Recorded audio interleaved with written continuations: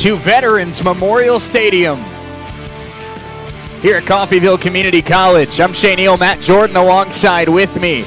And the Red Ravens open a new football season here in 2025. They get it started with the Cisco College Wranglers in a 2024 rematch from last season's Week 2.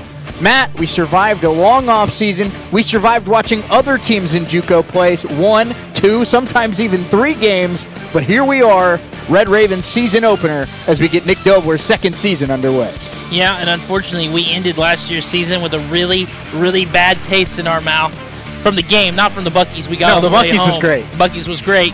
And so we're ready for a fresh start. We've forgotten about that. We're ready to move on and start fresh here against Cisco. And it's a top 20 matchup. You couldn't ask for much more. Beautiful weather, a top 20 matchup, first game of the season. Can't wait. You never know what you're going to get in Week 1 in terms of weather. Last year, 93 degrees and thunderstorms when we were in Salina to play Kansas Wesleyan. This year, blue skies, 75, sunshine, picture-perfect day to get the season started here in Southeast Kansas. And Matt, obviously, this Raven team looking to build off that 8-3 season a year ago where they beat the Butler Grizzlies, won a co-conference championship, but they came up short against Hutchinson. They came up short against Iowa Western. They came up short against Navarro. This team had a great season, but they know they can take another step here in 2025. Yeah, I think the expectations are really high.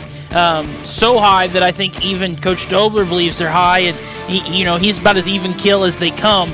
So I'm excited to see what the offense looks like. You know the defense is going to be really good. That's the bread and butter of this team. They can run the football, and they can stop you on defense. The question over the last several seasons, going from Coach Leiker and now into Coach Dobler, is can the quarterback take over a game enough to win you games that you otherwise wouldn't win? That has not been the case since Isaiah Velez a few years ago, and he got injured to end the season. So they've really been wanting that, and do we have a guy here this season that can be that guy? Well, and there is still, there's some multiple options in the building, obviously, on this roster with 3 quarterbacks. But today the start goes to redshirt freshman Mac Armstrong, the Butler transfer who appeared in 5 games last season for the Grizzlies. And Matt, when you look at that time he spent at Butler, some ups and downs, 6 touchdowns, only 1 interception. So you see the smart decision-making, and you see the talent from his time at Bishop Miege, but a 46% completion percentage, not all of that his fault,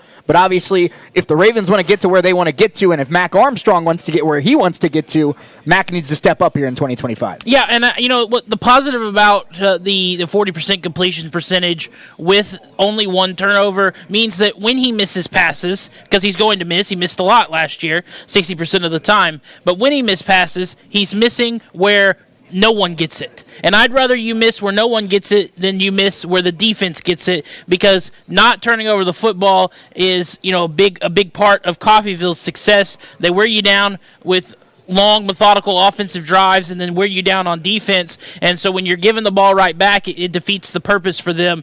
And they've had game managers the last few seasons. Joseph Vick was a great game manager last year. But we need the next thing, but you at least have to be a game manager. And I like that aspect from the quarterback this year. And Coach Dobler and Coach McClung, the new offensive coordinator, and everybody on this Red Raven roster knows, Mac Armstrong, he has to step up and make plays on his own, of course, but he also has to have those weapons around him step up as well. Steven Robinson back in the backfield. You bring in Jordan Louis and C.J. Williams, 2 exciting D1 transfers. Jaleel Boast is back. A couple former FCS guys are back to join him at wide receiver, and you get a JUCO transfer at tight end. There's a lot of weapons on this team for Mac Armstrong, or whoever is playing quarterback. You got to trust the guys. I think this team has all-conference caliber skill position players, and if the quarterback just puts those players in positions to make plays, I think they'll make plays. And you didn't even mention a guy that was on the JUCO players to watch list this season in Dre Beasley. Absolutely. And Beasley is fun to go along with Mac Armstrong because they didn't just play together at Butler last year with Beasley being their best wide receiver. They also played together in high school, both going to Bishop Miege, one of the best high schools in the state of Kansas. So they have a lot of chemistry, and that's a nice safety blanket for a quarterback, especially early in the season, if they can find a talented wide receiver that they trust, and having him come with him, not just from Bishop Miege to Butler and now here, it's just a big deal for Armstrong. I completely agree. And Matt, obviously, high expectations for the Ravens, but also high expectations in 2025 for the Cisco Wranglers. They rattled off 3 in a row after losing to Coffeeville last year, including beating number 5 Kilgore at the time. Lost a close fight to Tyler in the playoffs. But this Cisco team returns a lot of pieces from that team last year, and key pieces, Matt. Their top 2 tacklers on defense in Tate Allen, as well as the other linebacker in Tyler Masters are both back. And, of course, in JUCO, the most important thing is when you get your quarterback back. And they have their quarterback back in Landon Vessel. He's one of the best quarterbacks in all of junior college. Yeah, and They were not this is not the Cisco that we faced last year down in Cisco. Now they started that game hot. One big play, 75-yard touchdown. They were on the board real quick, and then Coffeeville kind of made it their game after that. But this Cisco team, like you said, rattled off several wins, finished the season very good last year, and they, like you said, have also very high expectations. So this is going to be a dogfight. It's a top 20 game for a reason. Absolutely. And before we hear from Coach Dobler just around the corner, Matt, obviously early in the season, it's so important at this level and any level of college football to lean on those returning players while you wait to see who steps up in that next wave. And on both sides of the ball, the Ravens have some key guys coming back. On offense, Jaleel Boast at wide receiver, Devin Waller on that offensive line, Steven Robinson in the backfield. On defense, Jack Lanning back to lead the secondary, Cam Cyprian back at edge rusher. Those names I listed and others are really going to have to step up in these first couple weeks of the season while we wait to find out who the next wave of Ravens are. Yeah, I'm excited to have Cam Cyprian back. I'm excited to have Jack Lanning back, 2 very critical pieces of a very good defense last season. And then every year it's who's going to step up, and every year there's a ton of players that do. I know with Coach Dobler, the way he coaches football, that I'm not worried about the defense at all, just because I know that he's not going to put 11 guys out there, and to be honest, maybe even 22, 25 guys out there at any given point that he doesn't have 100% faith in. I completely agree. And we see Mac Armstrong taking snaps down there on the field. We're about 25 minutes or so away from kickoff. And Matt, last thing before we hear from Coach Dobler on the other side of the break,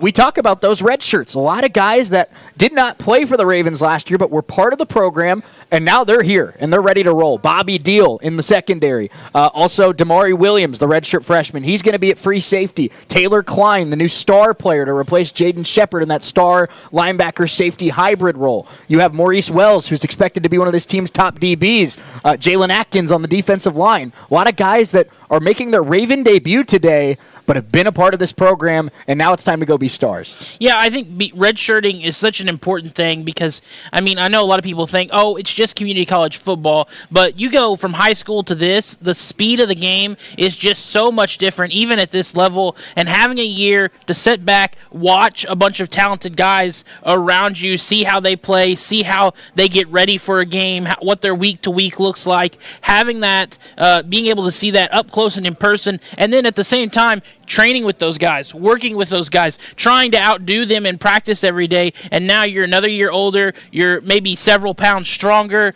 and now you're ready to go. You watch them be good, now you want to go be better than what you saw last year. No question about it. It's the Red Raven pregame show here on US 98 and the Red Raven Sports Network. Coffeeville gets their season started against the Cisco College Wranglers. Kickoff here in just about 20 minutes or so. Let's take a 3-minute timeout. When we come back, we spoke with Coach Dobler earlier this week on the Red Raven Coaches Show. We'll hear from Coach Dobler as we get ready for kickoff. We're back in 3 minutes on US 98 and the Red Raven Sports Network.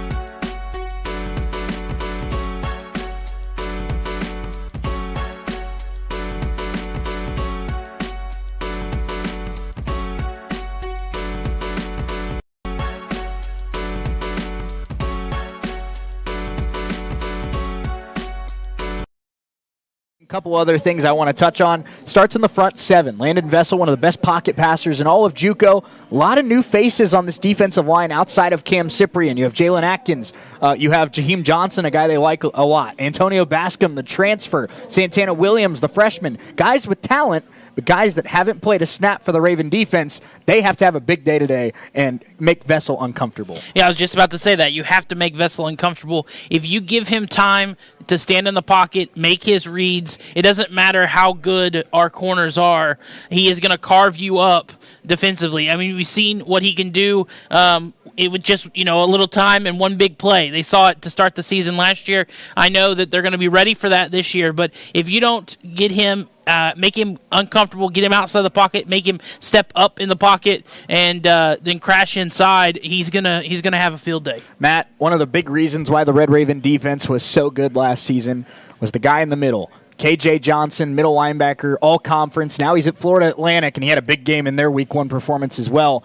But new middle linebacker in town, not new to the program, but he's the new every down middle linebacker, Eric Butler, who was a big player on special teams last year, the former Hutch transfer. Now it's his defense. It's his time to shine. Eric Butler's got to be the quarterback of that defense today. Yeah, middle linebacker is an important position in general, but it's an extra important position because you're the guy for Dobler on the field. You're the extension of not only Nick Dobler, but also the defensive coordinator. You're the guy that makes things happen. We saw how important it was last year, and that'll be the case this year. And he got to see how good it was last year. He saw it up close and personal, so he knows what he has to do to be as good or be even better. I'm sure KJ gave him some tips. I'm sure he did. We got 5 keys to the game today, Matt. Number 1, we talked about it with the front 7, pressure on Vessel. The Ravens had 5 sacks last year in their win over Cisco. Landon Vessel's too good of a quarterback. If you don't put pressure on him, he's going to beat you all day. The Ravens can get pressure in the backfield. I like their chances today. Yeah, absolutely. And it starts not just the front 4, it's the front 7.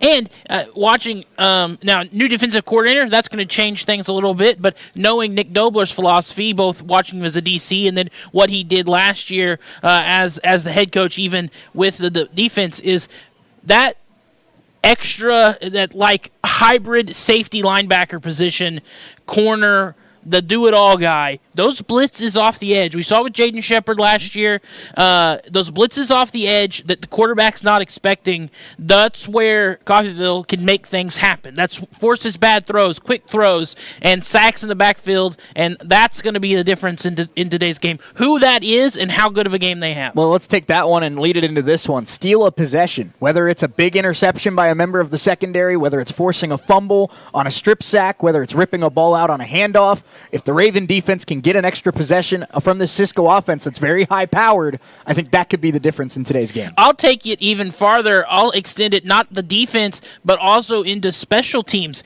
because this group, I don't know what it is about Red Raven football, but they block extra points, they block field goals, and they force turnovers on special teams. It's incredible. It doesn't matter who the head coach is, doesn't matter who's coaching special teams. For whatever reason, they're able to block kicks. We saw it last year in big moments. So steal a possession some way. Pick six, fumble, interception, block an extra point, block a field goal. Whatever it is, do something to keep points off the board and flip the score. Limit the big play. Cisco scored a 75-yard touchdown on the first play last year. Raven defense, a lot of new faces in the secondary. Can't get beat over the top.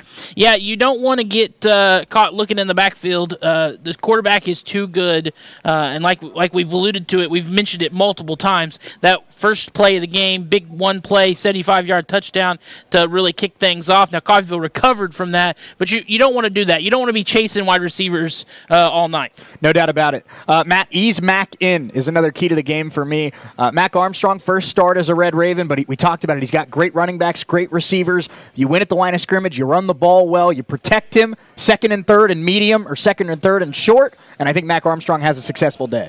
Yeah, I'd like to see them, you said ease him in, I'd like to see them maybe start with the run or some easy passes, maybe the RPO, whatever it is, to ease him into the game, and then let him lull the defense to sleep a little bit, and then let him show off his arm strength and show off some of the really talented wide receivers.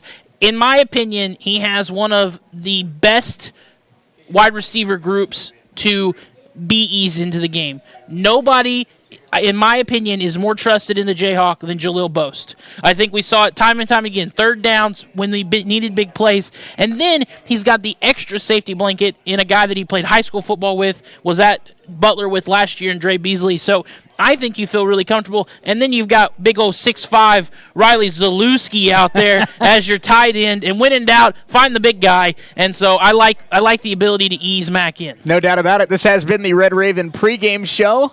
And we will have kickoff just around the corner as well. But, Matt, our final key to the game in this one, play Coffeeville football. This team runs the ball well. They play good defense. They don't make mistakes. That's what won them 8 games last year. That's what's going to get them off to a 1-0 start today. Yeah, that don't get away from what you do well. And that's run the football, play good defense. And there are 6 running backs on this team that I trust at any. There's actually more. Yeah. There's 6 running backs on this team that I know are home run threats, and they all do very different things too. And having a stable like that when we went 7-8 deep last year, so you're going to need it at some point. There are guys that have played at the Division I level. There are guys that have played at the FCS, other JUCOs, and I'm very excited to see this group of running backs. And then, like I said, I always trust a Nick Dobler defense. Cam Cyprian leads the Ravens out onto the field. This has been the Red Raven pregame show. We have kickoff coming up right after this. Let's take a 2-minute timeout on US 98 and the Red Raven Sports Network.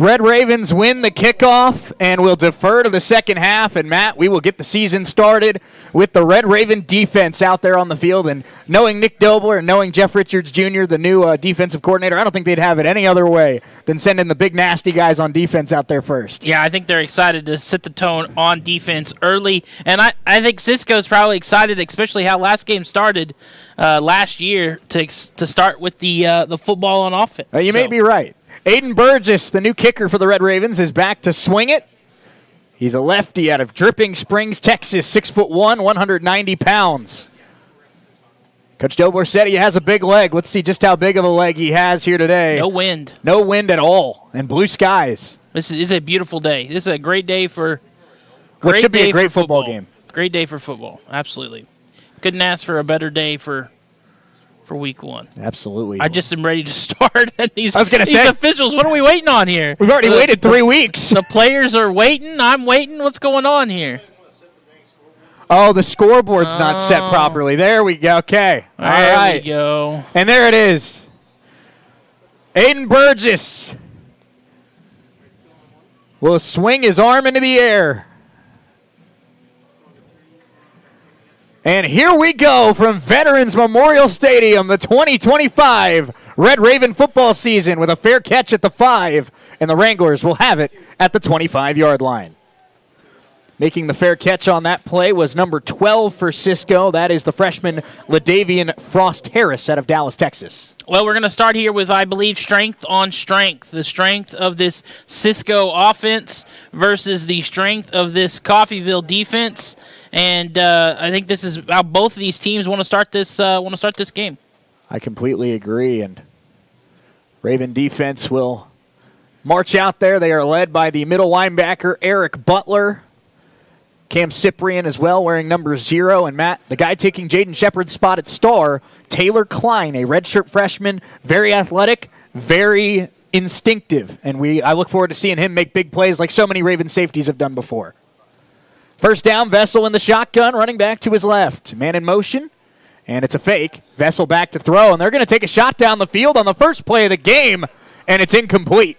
In coverage for the Red Ravens was Chad Walker, the 6'4 defensive back. Cisco was trying to score on the first play of the game again, Matt. That was great defense by Walker. He ran that route with the wide receiver, and then the last minute, little burst of speed got in front of it and just about forced that turnover. This Red Ravens secondary has a lot of size. 6'4 corner, 6'3 corner, 6'5 at safety. Second down and 10. Vessel pressured, buying time. Vessel stepping up, runs into his own man, and finally goes down. Ravens in the backfield. First one to get up from the pile there was number 11, A.J. Bracey. Making him uncomfortable. A great defense on the outside by the linebacker. They were looking at the wheel route, and it was actually a corner, and Williams got out there quickly, covered that running back coming out on the wheel, and it forced Vessel to find a new read, and then the pressure got to him. 3rd and 13 for the Cisco Wranglers. Vessel in the shotgun for the 3rd consecutive snap. Back to throw. Looking left, steps up. That one kind of slipped out of his hand. It's caught. Flag in the backfield. As of now, it's going to be up to about the 41-yard line, but we have a Raven without a helmet in the backfield.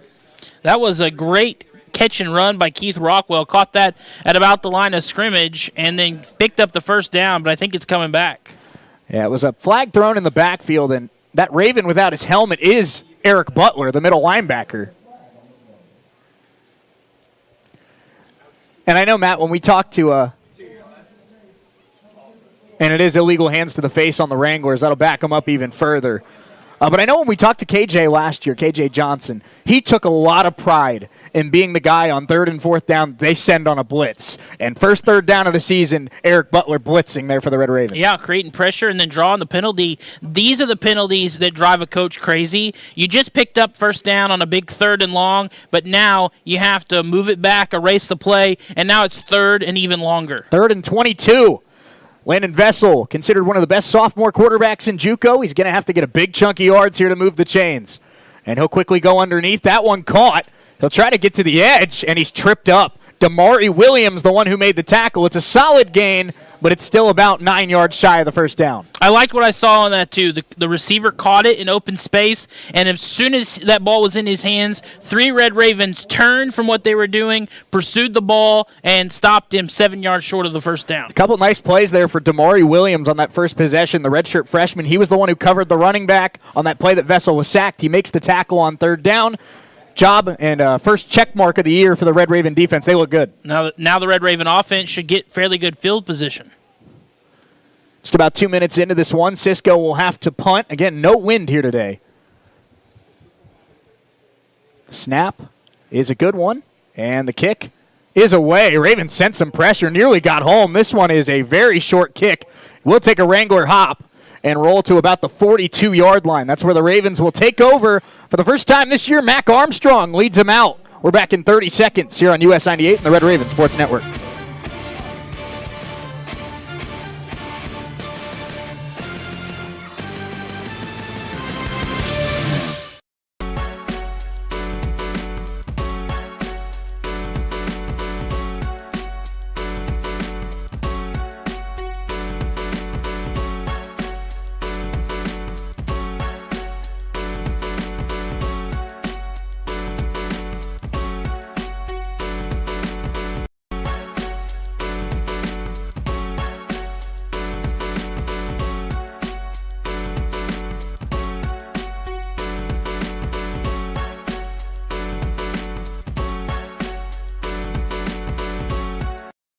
And Matt, unlike last year, we went into today knowing who was going to be QB1 for the Red Ravens. It's the Butler transfer, Mac Armstrong.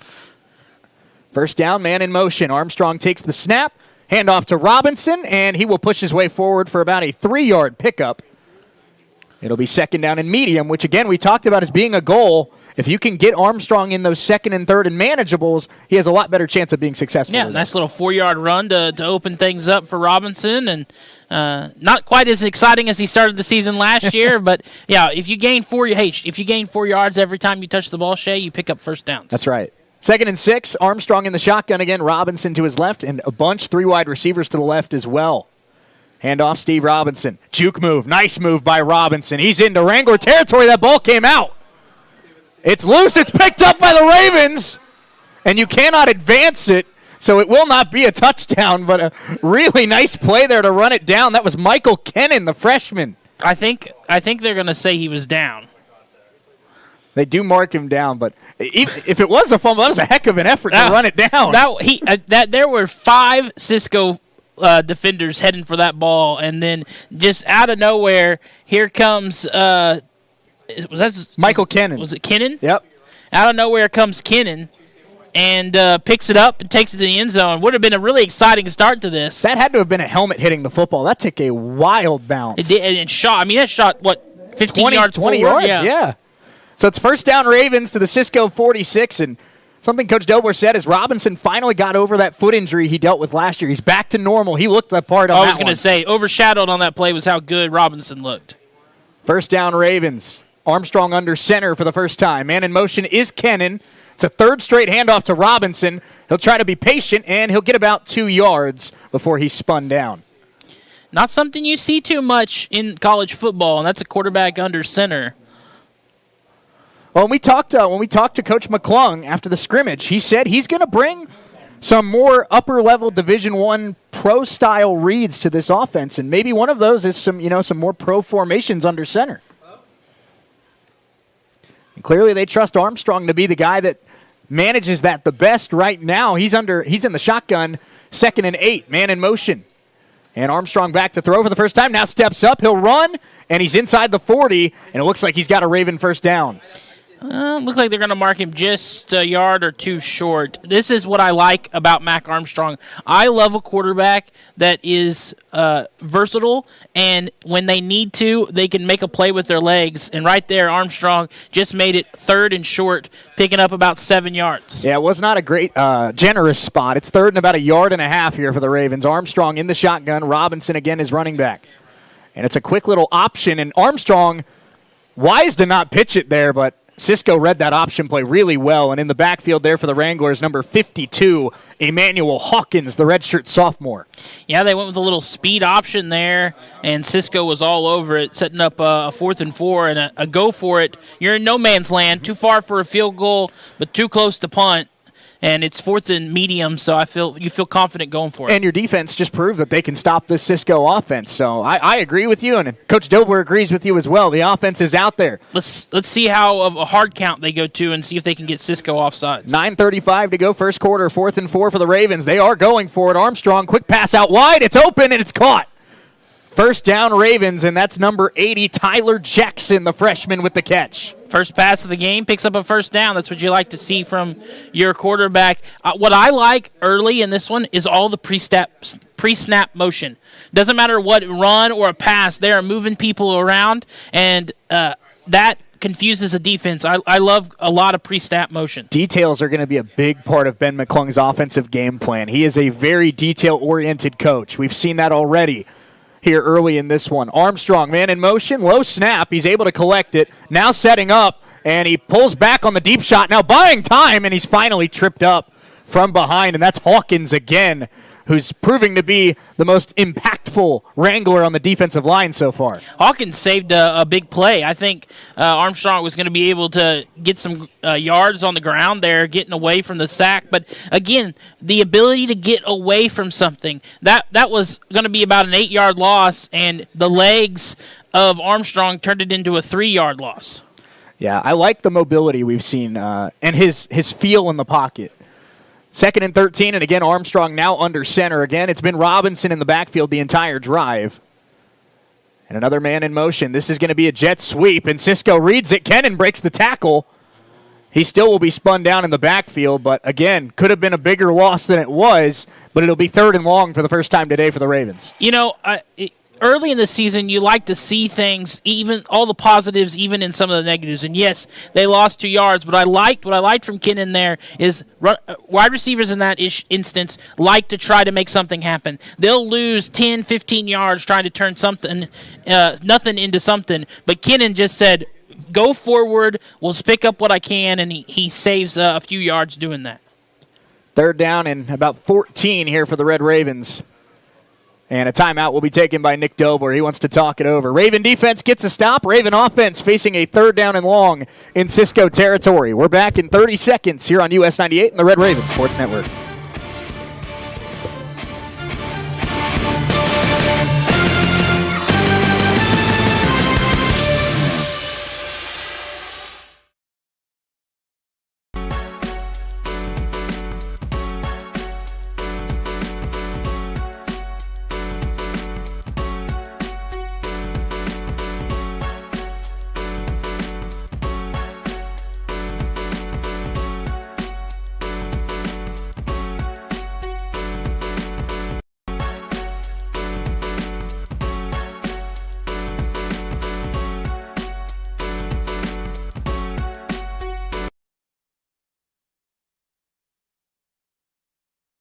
Front 7 have backed them up to a 3rd and 15 from the Wrangler 38-yard line. They need to get to the 23 to move the sticks. And Matt, he has not gotten a touch yet this season, but we talked about it in the pregame. Every single big play, every single trip to the red zone, every single 3rd down last year, who always found his way getting open? Jaleel Boast.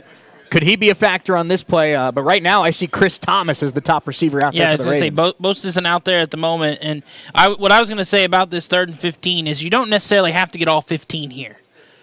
You can, you can if you pick up 10, 11, you're going to feel more comfortable going for it on 4th down.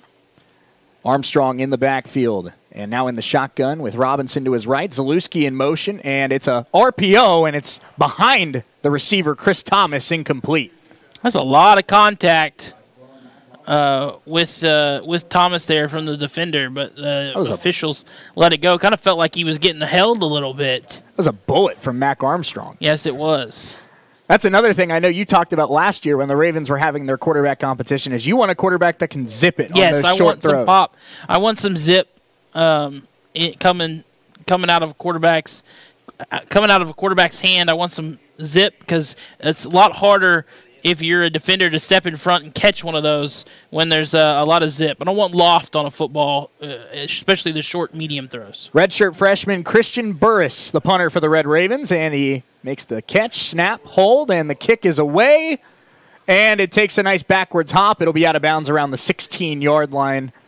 You got a lot of expectations. I was just about to replace Brady Braun. I was just about to. That's not a bad first punt. That might be the biggest shoes anyone has to fill coming into this year's the punter's shoes. Brady Braun last year, but that's a pretty good start. Took kind of an uglier bounce. I think he'd probably rather, especially with the hang time he got on that, rather that go a little bit more towards the end zone. But still, pinning him inside the 20 is always a victory. Always a win, no doubt about it. And Coach Dobler mentioned on the coaches show on Wednesday night that he likes the special teams room in terms of talent. He's not sure we'll ever have a special teams room in terms of celebration again that we had last year. Yeah, that's gonna be tough to replicate. Yeah, I don't know if you ever get as much charisma in a punter as you ever will again with Brady Braun.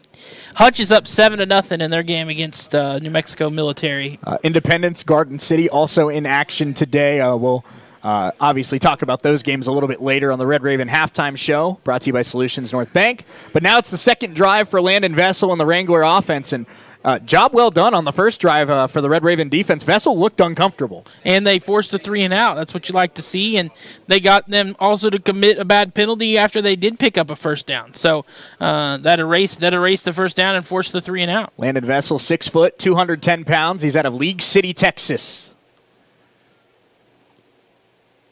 Man in motion. And the shotgun snap. Bobby Deal comes crashing in hard, and Bobby Deal with the tackle for loss. And this is a guy, Matt, that he's a red shirt, but Nick Dobler said this is the next safety for the Ravens that's just a ball hawk, that makes the big plays and just runs to the football. And we saw it right there. Yeah, Deal was the first one in, and then 7 other Raven defenders also crashed in. That run never had a chance. 2nd down and 12 here for the Wranglers. Pistol formation, Vessel. And it's a keeper. Vessel evades the first man, and now throwing to the sideline. That's caught. And a broken tackle and out across the 35.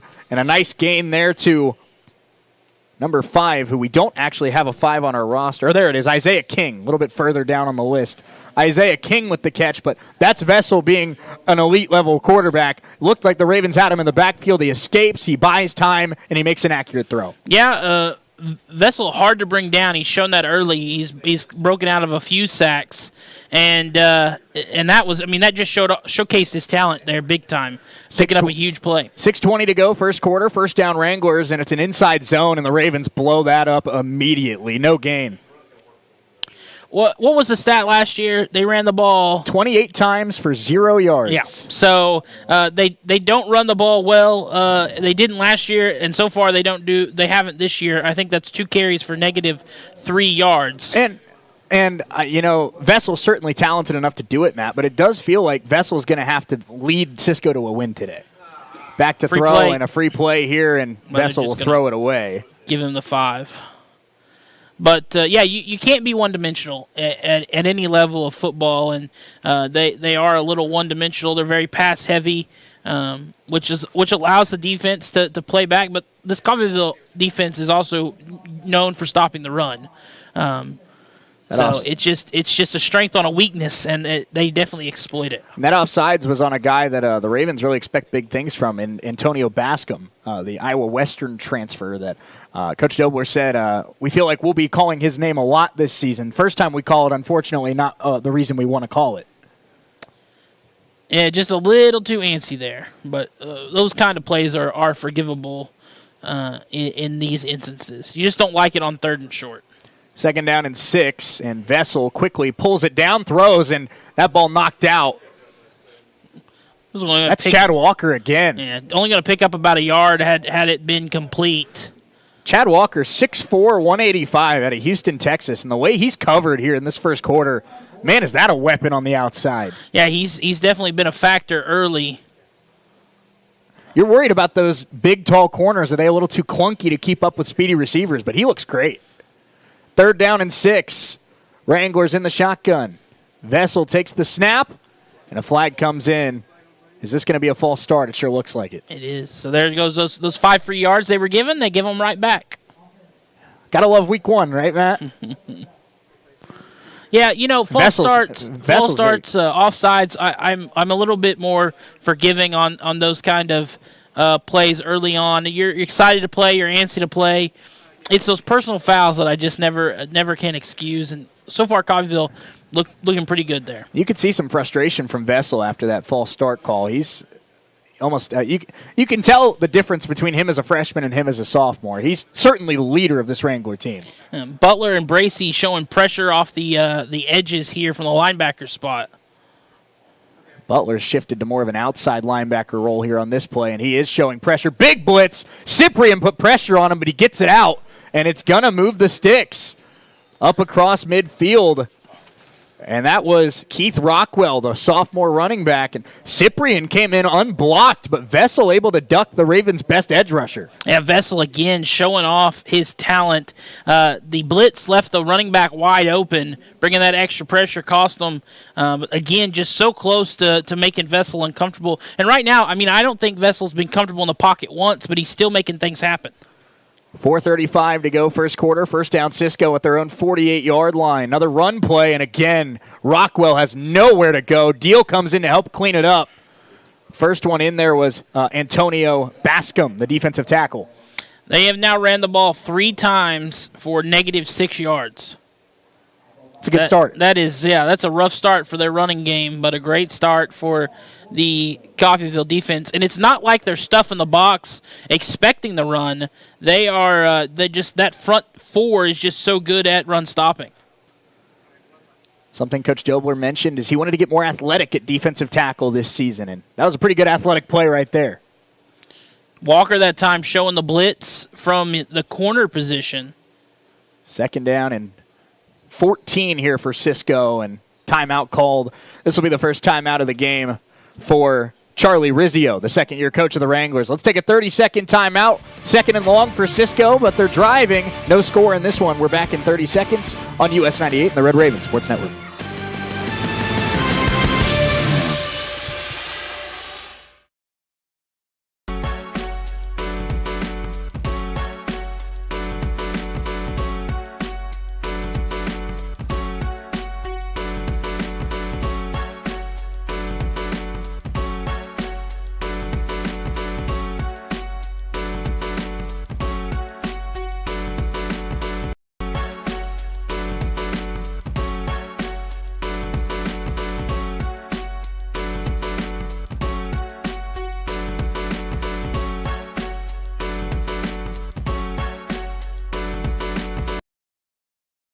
Timeout. They've picked up a couple first downs thanks to a couple key throws from Landon Vessel, one to his wide receiver in Isaiah King and one to his running back Keith Rockwell. And Matt, that's really been Cisco's offense so far, is Vessel evading the pass rush and extending plays with his ability to escape the pressure for the Red Ravens. Yeah, I've been very, very impressed with what I've seen out of Vessel so far in this one. 2nd and 14. Man out of the backfield. That one knocked down at the line of scrimmage.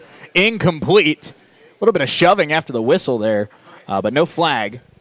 Intended receiver underneath was covered. Knocked down at the line. I don't know who knocked it down, but I do know the man in coverage was Damari Williams, and that's the 3rd time already we've called his name in this first quarter.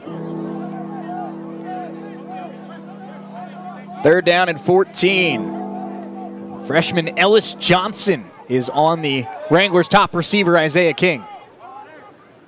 Vessel takes the snap. Pressure comes again. Deal in the backfield, and this time they get home. Ball came out. Flag comes in late. Looks like the Wranglers fell on the football. What's the flag? I think this might be against Coffeeville.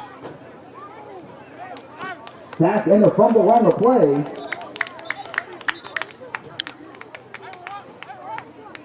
Vessel fell very awkwardly. He's up. Yeah, this is going to be a face mask on Coffeeville. But there's a flag on the play. Yeah. That's unfortunate. Personal foul. Face mask. Number 9. Defense. That'll go on Eric Butler, Penalty from the previous spot. middle linebacker for the Red Ravens. And it's not, unfortunately, it's just an unfortunate situation because it's not an intentional face mask. It's an accidental face mask.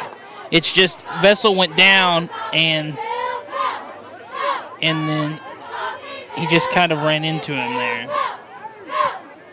So Vessel goes down and then trying to complete the play, that hand just goes high. Again, it's wrong place, wrong time. Yeah, it's just an unfortunate situation. A lucky break for the Wranglers. First down, Cisco at the 41 of Coffeeville. They line up in the pistol formation. 3 wide receivers to the left. Vessel takes the snap, and it's a quick screen out wide. Plenty of room to run. He breaks the tackle, and he's tripped up at the 26 with a 15-yard chunk play. Pass from Landon Vessel. Complete to number 5. That's Isaiah King again. He's easily been the top weapon for Vessel so far. The 2 biggest plays have come from King. That'll be a first down. But Coffeeville's defense is with their backs at the backs against the wall for the first time really this afternoon. So let's see how they step up here. Ravens were so good at bend but don't break last year. Vessel back to throw. Quick pass inside, in through the hands of King that time.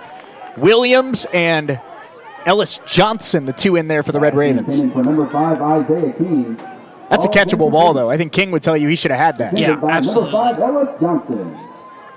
Ellis Johnson is a 6'1 freshman out of Hempstead, New York. And you can tell they have a lot of trust in him. He's been out there for most of this first quarter. And he's been right there on an outside receiver for the Wranglers. Vessel again in the pistol.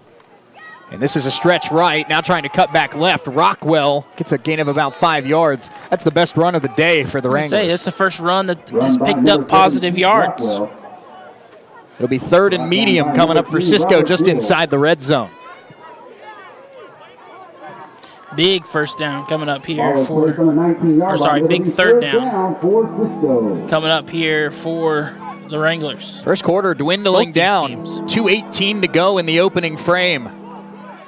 Vessel, 4 wide receivers on the play. It's a handoff, and it's going to have the first down. Rockwell with a juke and a touchdown.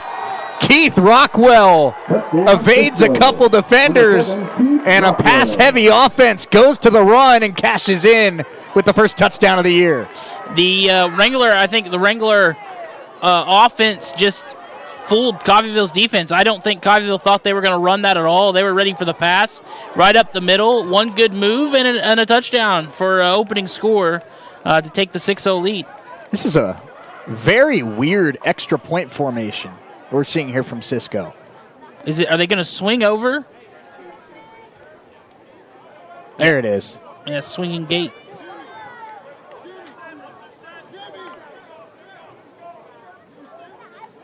Extra point try up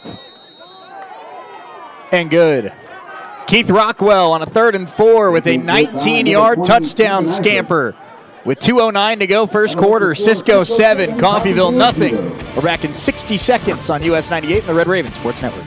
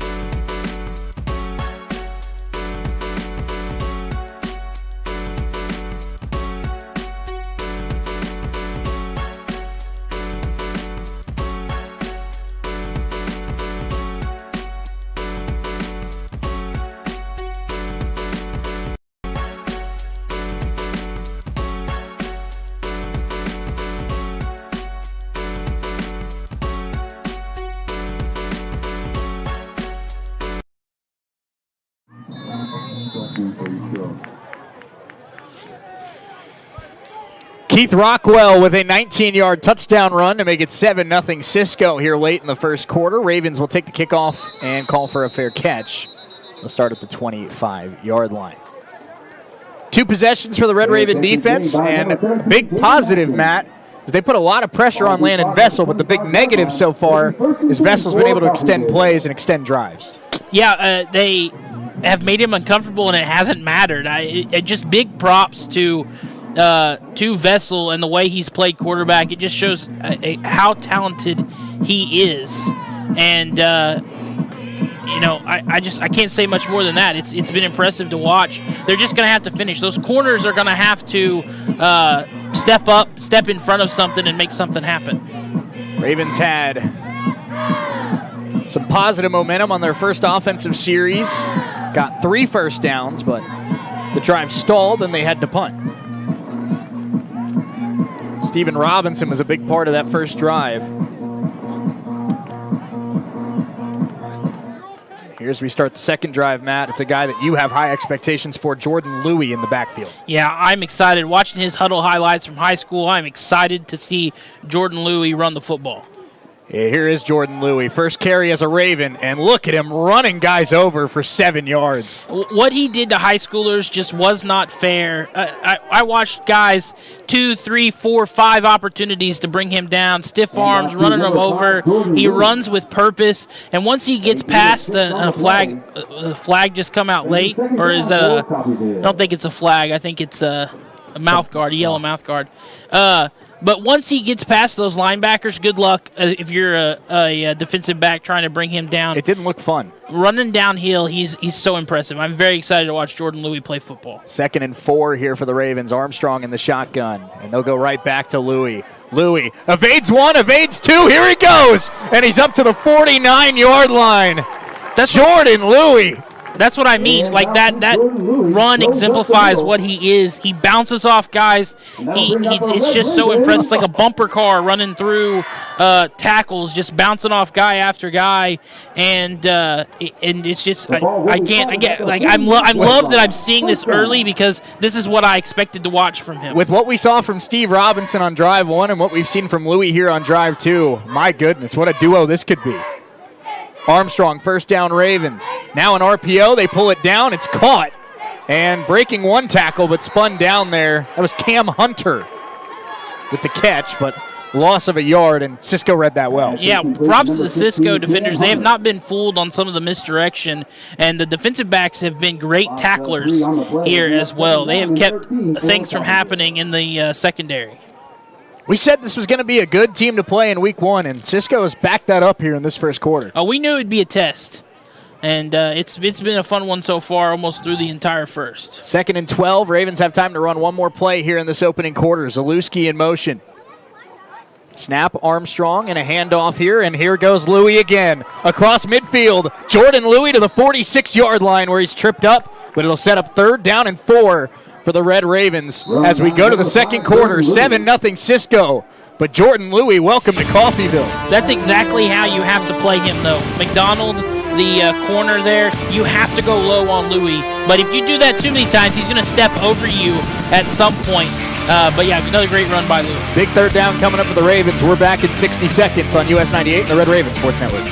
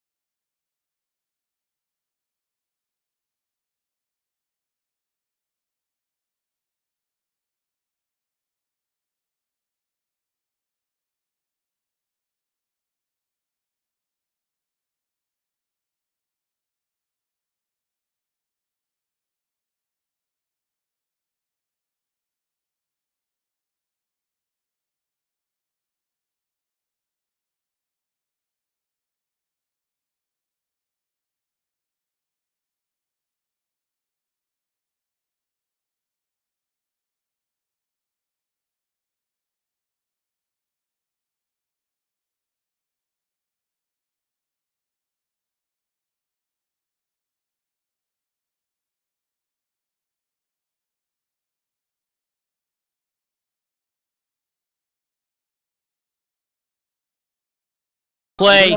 And Williams is I've liked what I've seen from the corner. He has stepped up the most from the. That's exactly what you needed. Force the 3 and out. You were pinned deep because of a good punt, and now you're going to get the ball back in good field position. Cisco has to punt. It'll be 4th and 11 for the Wranglers. Ravens showing some pressure, and Cisco does get that one away. This one is, it's going to be muffed. And it's picked up by the Wranglers and returned inside the 30. Oh, that's the last thing you wanted to happen if you're Coffeeville. You're going to be set up all in good field position, and there's Cisco stealing a possession. That's just a week 1 mistake, Matt. You just got to let that punt go. Yeah, no need to make something happen. You're going to get pretty good field position, and that's just a tough break for this Coffeeville special teams. So now the Raven defense needs to come up with another stop.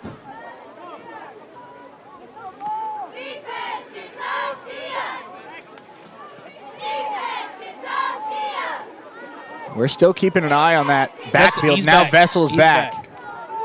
Just needed to set a drive to maybe fix a brace or, I don't know. Get looked at, whatever it was, but he's back. And with great starting field position, they can turn this into 14-0 real quick. I think Dobler's trying to say maybe it wasn't touched. Oh, we definitely touched it. Or is Dobler wondering if they couldn't advance it? Maybe you can advance it. I'm not sure what the argument is about here. I think he's trying to say we didn't touch it.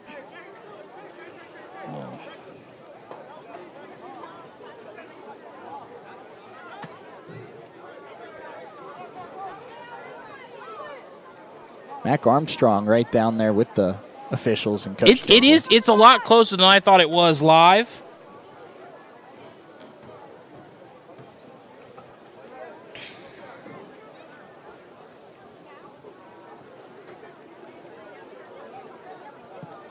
It is close. It's a lot closer than I thought it was.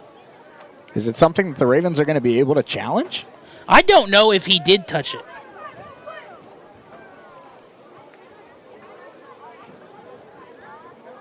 Now our officials are having a conversation. I don't think he did.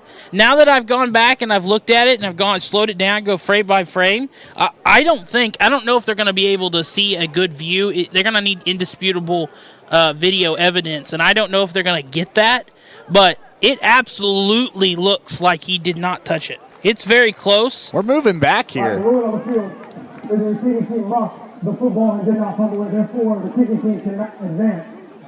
Okay, so they cannot advance it because it's a muffed punt, not a fumbled football. I still don't know if he touched it. It's close. I don't think you're going to be able to overturn it. I don't know if you can challenge that. It's a turnover. All turnovers should be reviewable. But I don't know if you're going to be able to tell. It took a long time for me to even consider that he didn't fumble it. Well, at least the Raven defense gets that extra 15 yards to work. First down, Vessel pulls it. Now back to throw. Cyprian in the backfield, and the Ravens have him. Cam Cyprian, the first one in there.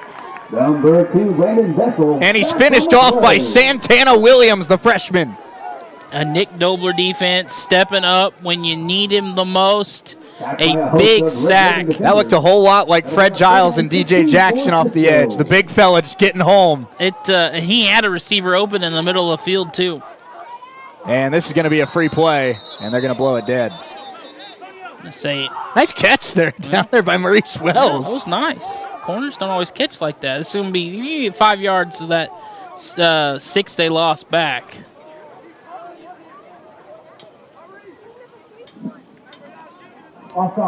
Cisco, one of the receivers, that's Jamal Hall. He seemed like he was upset that the officials didn't let him run that play.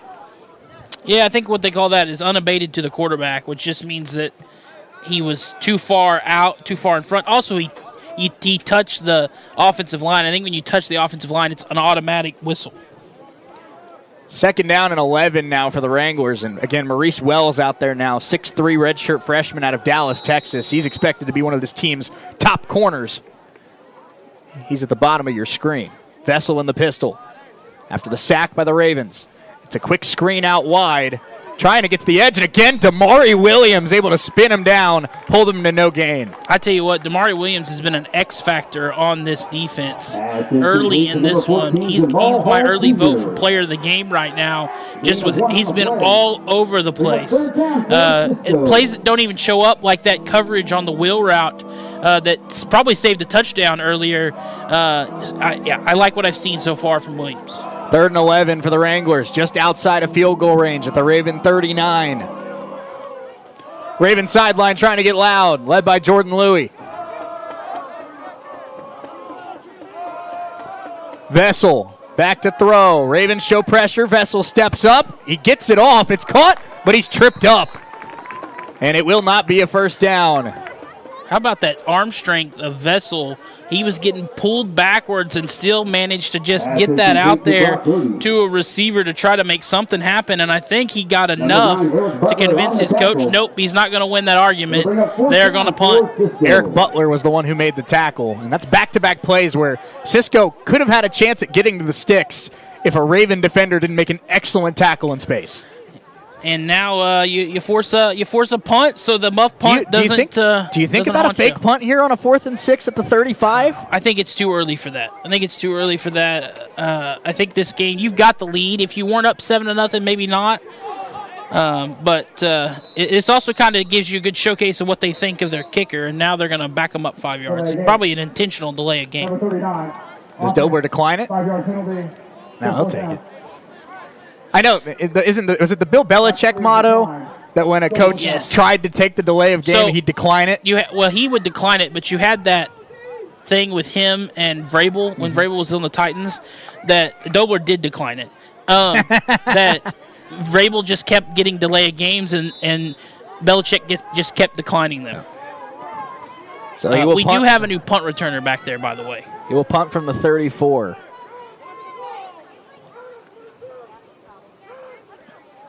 Snap is good. Good protection. This is a sky-high kick. This one will take a bounce and be down at the 12. And the flag comes out as well. That was, I believe, Bobby Deal that was back there to take the punt.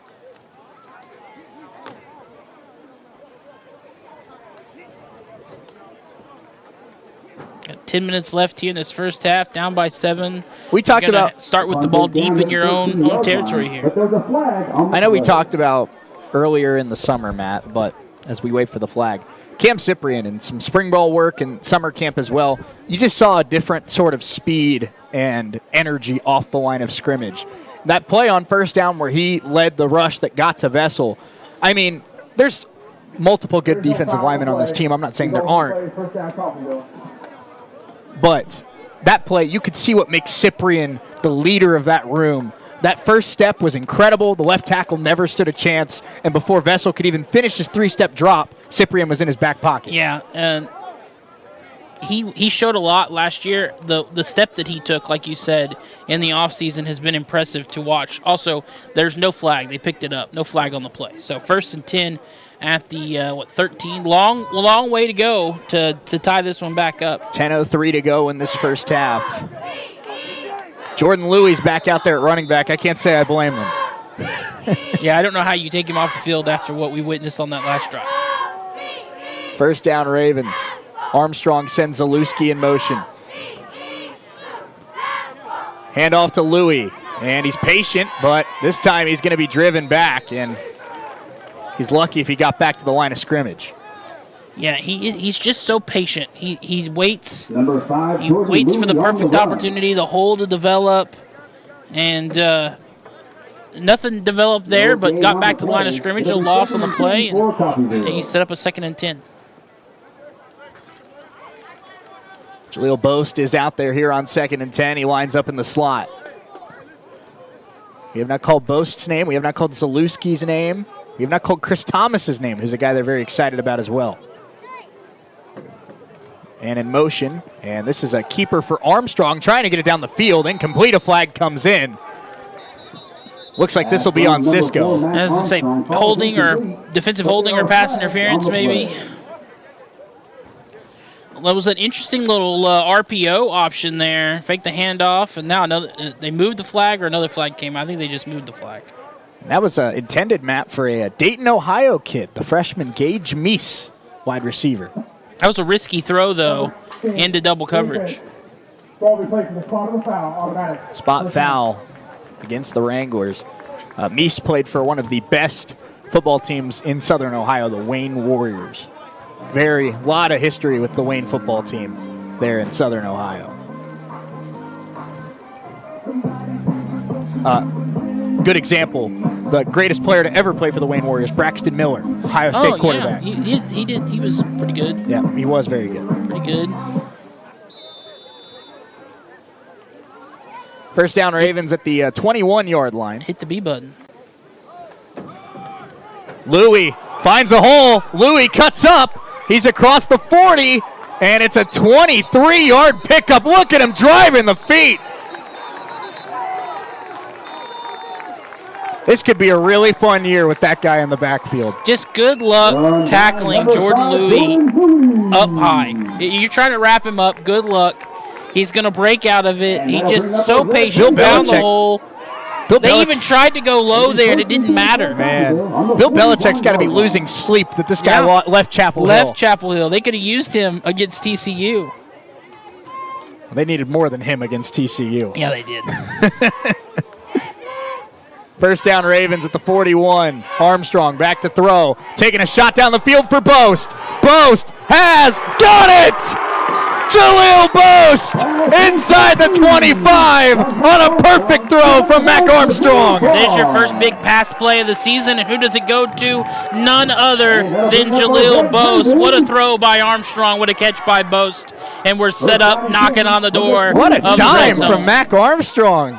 And Boast with the tumbling catch. Ravens just outside the red zone. This has been a fun couple plays. Yes, that was a very nice sequence there, back-to-back plays, Louis and then Boast.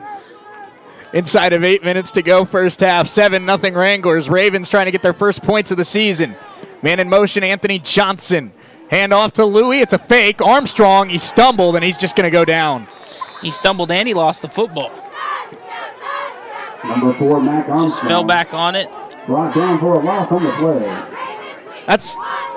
It's not how you wanted the play to go, Matt, but it's a smart veteran quarterback play to just get on the football. You know you're in scoring range. That play was lost from the get-go with that was Mickles in the backfield. That play was going nowhere from the get-go, so Armstrong just made the best out of it and took the big loss. Now you got to pick some of this up here. 2nd and 19, Armstrong in the shotgun. He's got 2 running backs to either side. And this is Diesel Solari. They like him a lot. He's very fast, but he's driven backwards. Solari still on his feet, and the Wranglers wrestle him down. And after 2 incredible plays for the Ravens, the last 2 have been a disaster. Yeah, Solari tried to make something happen and just could not. He was swarmed by a number of Wranglers right there. And, yeah, you went from knocking on the door of the red zone all the way back almost to the 50. And, yeah, that play went nowhere for Diesel Solari. So we're looking at 3rd and 33. Ooh. Maybe just another deep shot to Boast? Yeah, sure. You got Steven Robinson back in the game as the running back. I think Jordan Louis earned a breather. 3rd down and long here for Mac Armstrong and the Red Ravens.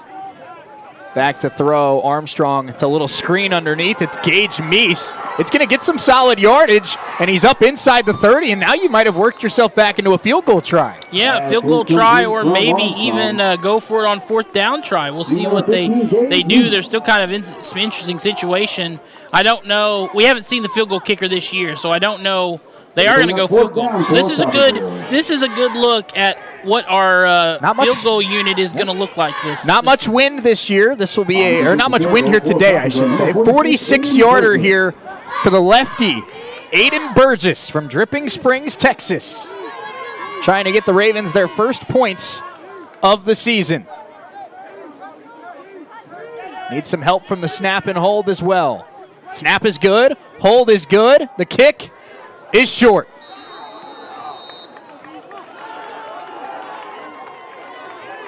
So the Red Ravens have looked good on offense. They just haven't been able to finish a drive. And now, once again, you're asking your defense to come in and step up here. And it's just like, again, they just haven't been able to finish a drive. I've liked what I saw, and then just a couple of negative plays, a couple of penalties earlier in drives that have bothered them. 5:17 left here. You're going to hope that you can get the ball back and tie this thing up. You do get the ball to start the second half.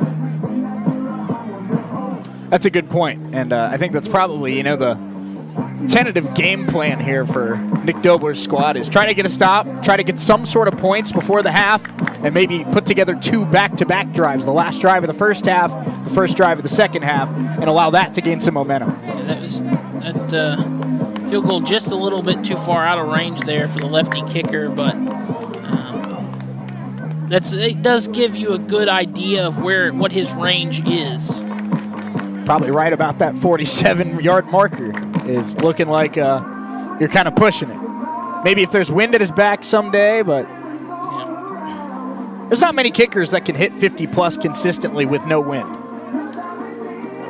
Chain Gang fell asleep at the wheel back there. They were just standing there. It's week 1 for them, too. Yeah. So I think maybe the 20-25 range is where you're going to feel comfortable. Maybe the 20, kicking from get the ball to the 20, that's where you're going to feel comfortable. First down, Vessel, stretch left, Rockwell, and not a ton there, about 2 yards. Cyprian in on that tackle as well as Run by number 7, Deontay Standifer. Standifer is a guy they really are excited about at that Will linebacker spot, Matty. He started his career at Hutchinson, transferred to Coffeeville, redshirted last year, but this is another athletic, versatile linebacker, very similar to Marquise Lane Owens. Second down and 8 here for the Wranglers. And Vessel underneath quickly. That's caught. Flag comes in. It's going to be roughing the passer. Hutchinson is up in their game 27-0. Number 13, Anthony Johnson. Taylor Klein on the tackle. A catch was made by Anthony Johnson. Their Anthony Johnson. Each team has an Anthony Johnson at receiver. How about that? Well, what a fun fact. What a fun fact.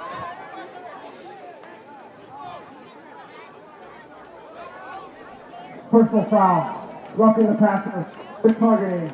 Number 21. With targeting. 15-yard penalty from the previous spot. Automatic. First down. Wow. The previous play is under further review. So it's a personal foul, roughing the passer with targeting. Yeah, it's with targeting.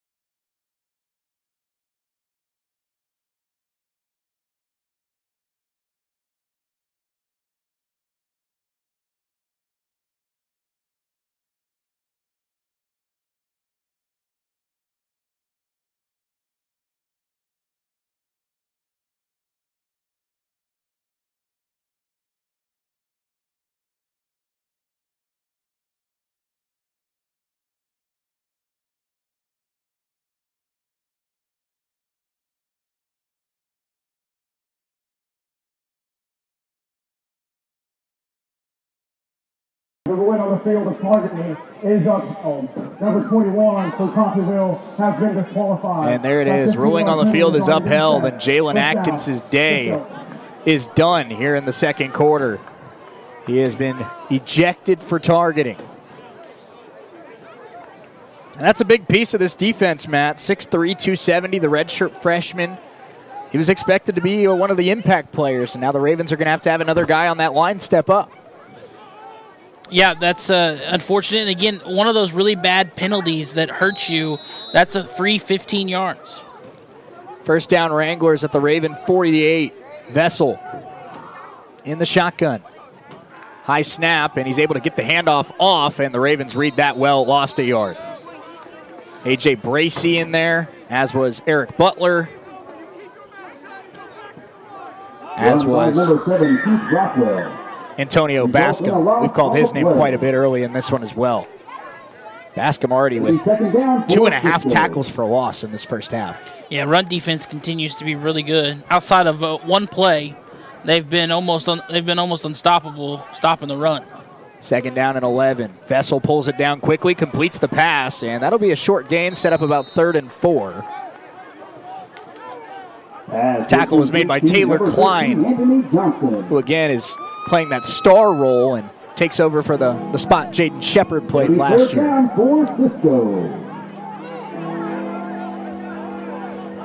Third down and 5 for the Wranglers. Vessel trying to get the snap off while the Ravens are still kind of scrambling around on defense. Dobler and defensive coordinator Jeff Richards trying to get the Ravens set. Wells.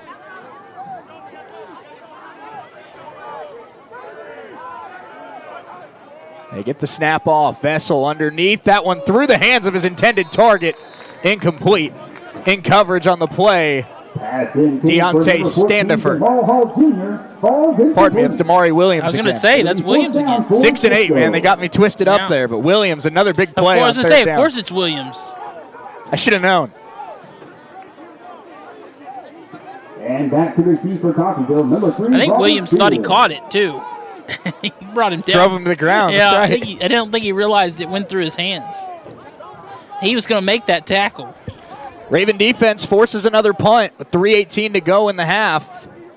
The Raven offense finally complete a drive. First of all, can the Ravens field a punt? This one in the air. Fair catch called for and made at the 19-yard line. Catch your breath. I tell you what, muff punts have given me so much PTSD between the Rams, the Cowboys, NATO. the NATO, and the Red Ravens. I hold my breath every time there's a punt. I'd almost, if I was a football coach, Matt, this is a very soft way of thinking, but I'd almost tell my punt returner to just always let them bounce. I'd rather risk that it ends up inside the 5 than risk muffing it. Yeah, just let it go. Just let it go. Just let it go.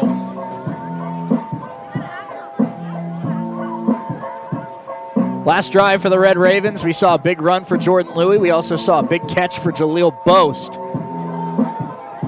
But no points yet for the Ravens here in 28-25. I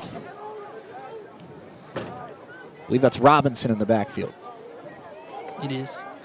And he will get the handoff, and now it's an RPO throw over the middle. Well read by Mac Armstrong, and that one caught by Chris Thomas, his first catch as a Red Raven. That was a good catch. Great throw, great read. And a nice little slant RPO. I love it. Thomas out of transfer from Valdosta State. He also spent a year at Tennessee Tech. He's from Miami, Florida.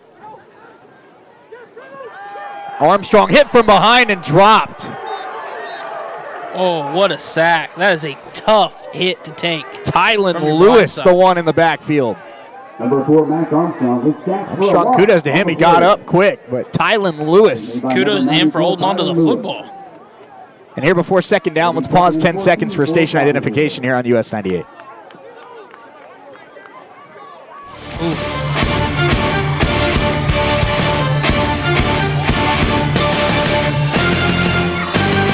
Second and 14 for the Ravens after the sack by Tylen Lewis. And a handoff to Robinson. Robinson with a little bit of a hole, and he's out across the 35, and that'll make it 3rd and 7 for Coffeeville And we're going to hit the 2-minute timeout. Number 9, Stephen Robinson on the carry. Nice 7-yard run to set up third and more Down manageable. to the 36-yard line. Ravens have had plays that have worked for them on both sides of the football, but find themselves down 7-0. 2 minutes to go, first half. We're back in 60 seconds on US 98 and the Red Raven Sports Network. Please just set the game clock for 2 minutes.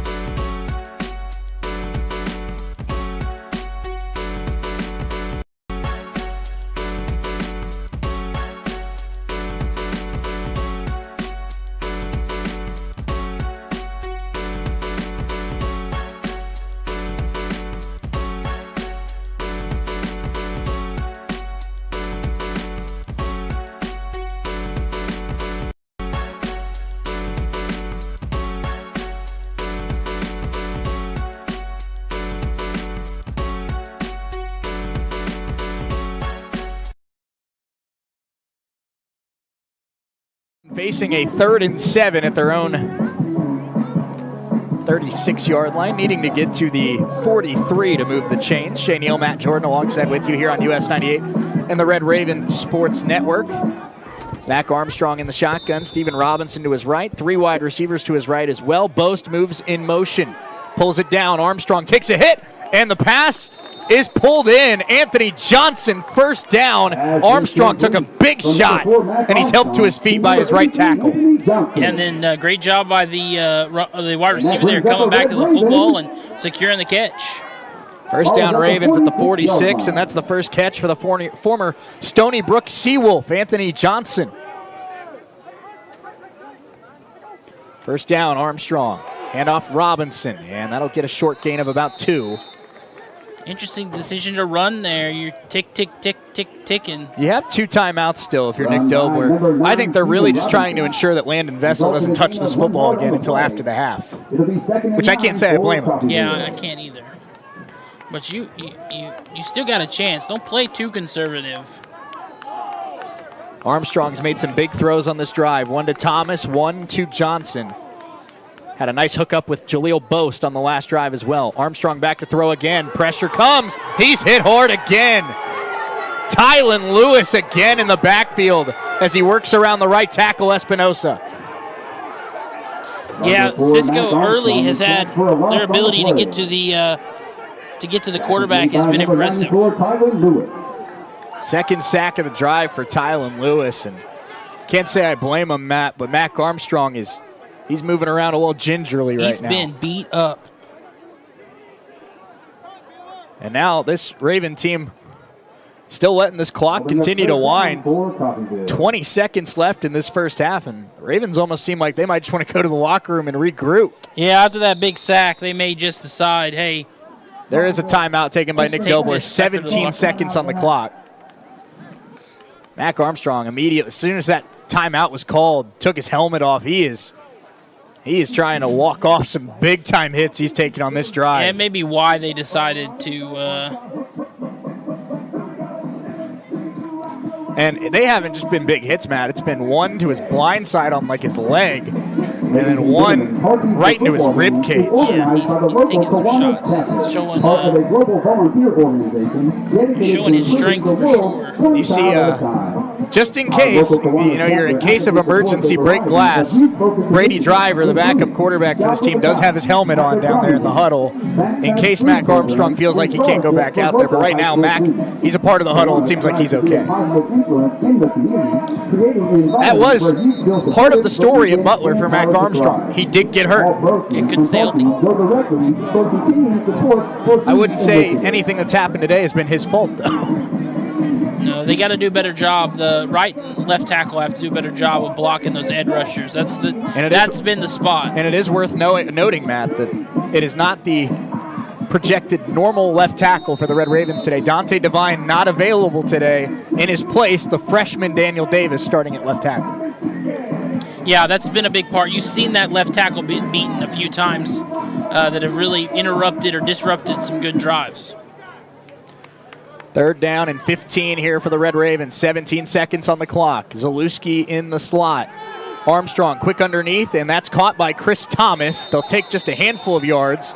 It'll make it 4th down and about 8. Number 2, Chris Thomas. And the clock will continue to wind, and I think Cisco is cool with letting it go.